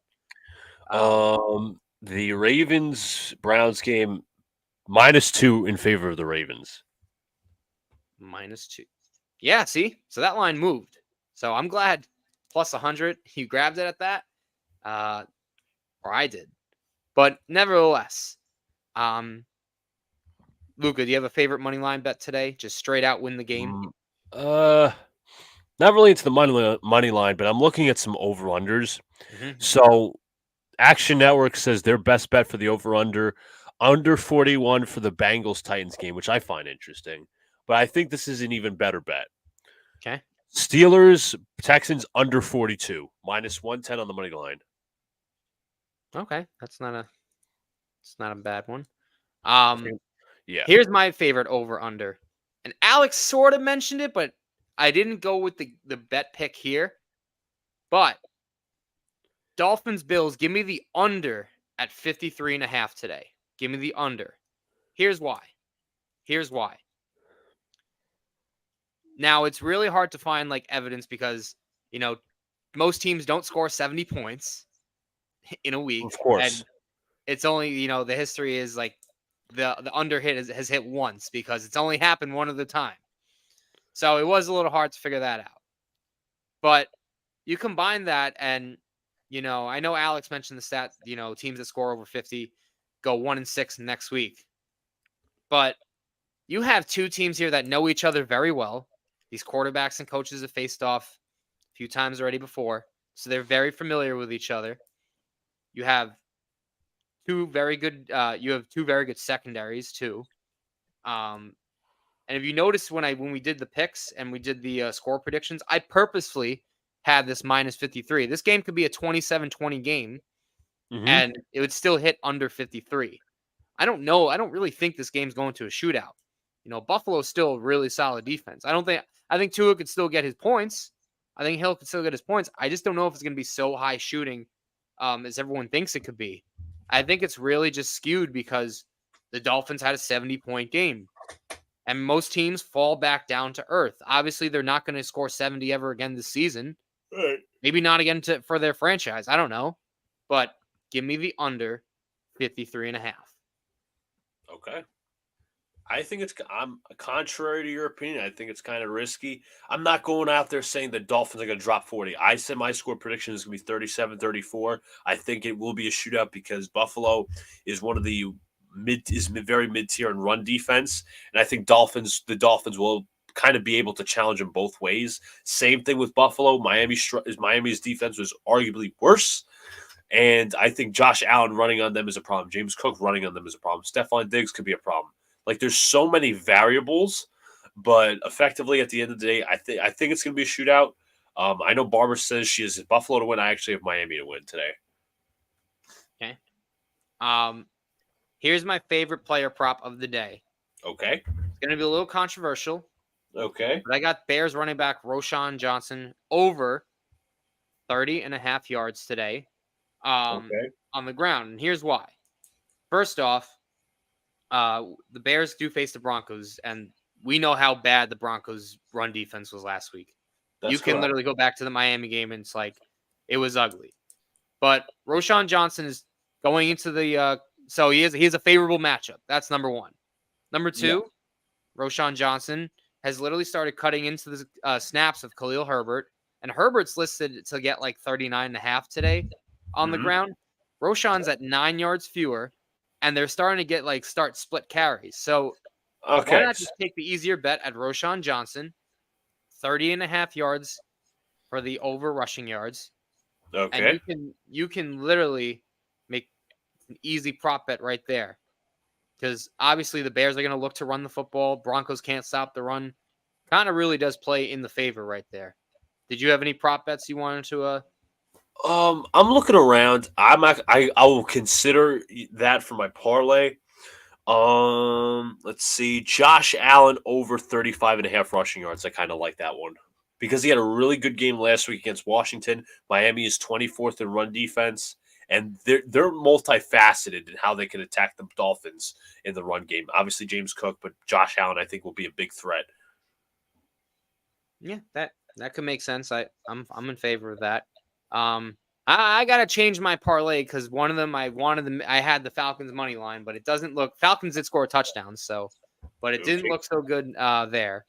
I'll give you a 2-legger today. All right. Commanders Eagles under 44.5. I could see that somewhat. I honestly think Washington is just a dead duck right now.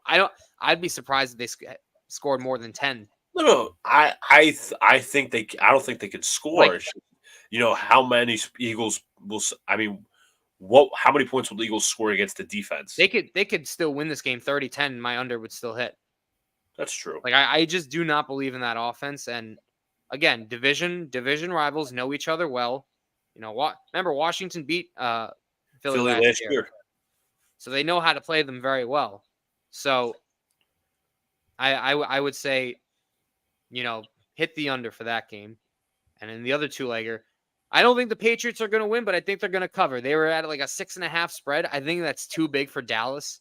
Remember, Dallas just got punked by the Cardinals. Yeah, but I expect Dallas to come into their territory a little more pissed off. Right, but New England has literally played pretty much a close game every year. Remember, they played the Eagles very close. They played the Dolphins very close. And then they beat the Jets in a very close game. I don't think they're going to lose. I think they'll lose when it's all said and done. But I think at 6.5, I see this game more as like a down to the wire, maybe a field goal kind of game. So that's my best bets for today. I'll read some of the comments here. Almighty saying he's going with the Commanders to win outright. I mean, man, if you hit that, that's risky. But hey, you get it. I'll give you props for that. Yes, Barbara. Book of Wonder. Lamar himself could get hurt. I mean, yeah, anyone can get hurt, though. And you're also saying she's got Buffalo to win. Yes, we said that. Best game of the day. Props to Luca for covering that one. 30-10. No more. Yeah, no more. I know she meant Heineke, but she says Heineken isn't there. Yeah. Yep, I know. Yeah, I don't like Sam Howell. I liked him maybe in fantasy for the first week of the matchup, but he's not looked good after that. So, and Dallas is pissed at Dak. I mean, yeah, he didn't have the best game. Dallas. I think they're I think everyone overrated them. Is that crazy to say it? Could be. We got to see who they are against the Patriots. But they had arguably their worst competition, and look, the Giants and Jets have not looked good at all this year. We clearly have seen that. We've ripped them to shreds. So we don't even have to tell you how bad they've been, how poor and abysmal and disgusting. But nevertheless, they lost to the Cardinals. Like, I think for the Niners, I know it's the Niners. I think they were favored at like 14 points today on the spread. Yeah, like that's not good. Niners.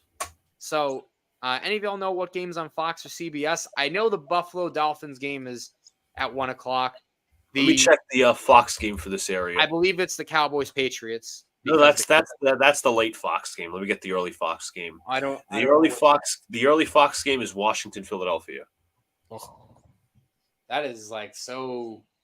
That's going to be such a beatdown. Like, I actually feel bad. Like, Washington's going to get the crap kicked out of them today. That's how I feel. Yep. So, but is that it for the betting? That is it. All right. So I guess we'll send it around for final thoughts for the NFL weekend. Luca, we won't be seeing you tonight, but you want to give your quick thoughts on that, maybe? Quick thoughts. Thank you, everybody, for coming out on this Sunday morning. Hope everybody enjoys their football Sunday. I will not be in the stream tonight. I won't be in the stream, unfortunately, but why? You have somewhere to be? Oh yeah, I do. But yeah. I'll be at MetLife Stadium tonight. I'm not going to the game as a fan. I'm going to the game as a press credential journalist, whatever you want to call it. Obviously writing for my school newspaper and whatnot, but it's great to be in a program with a couple of people. Getting press credentials is like is just kind of a dream for me because I obviously want to aspire to be a journalist and all. More on that later, but can't wait for the opportunity tonight. No, I'm not going to say hi to Taylor Swift. John? I'm sorry. I'll be back tonight. We'll get the full reaction for me. Time for Professor Angry to get to work and start the rant. So, yeah, this is It's not going to be good for tonight. But thanks all for listening to the Fantasy and Betting Advice. And all our game previews that we put a lot of work in. But tonight's going to be a disaster.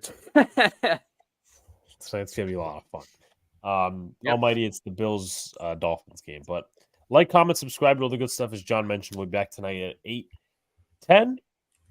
Because I think, actually, no, 8:15, because the game kicks off at 8:20.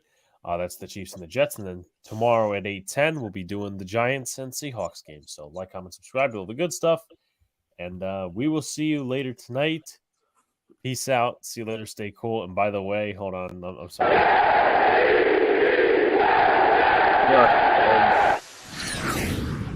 I'm back on my bullshit for the clownery. We know you are. You're full.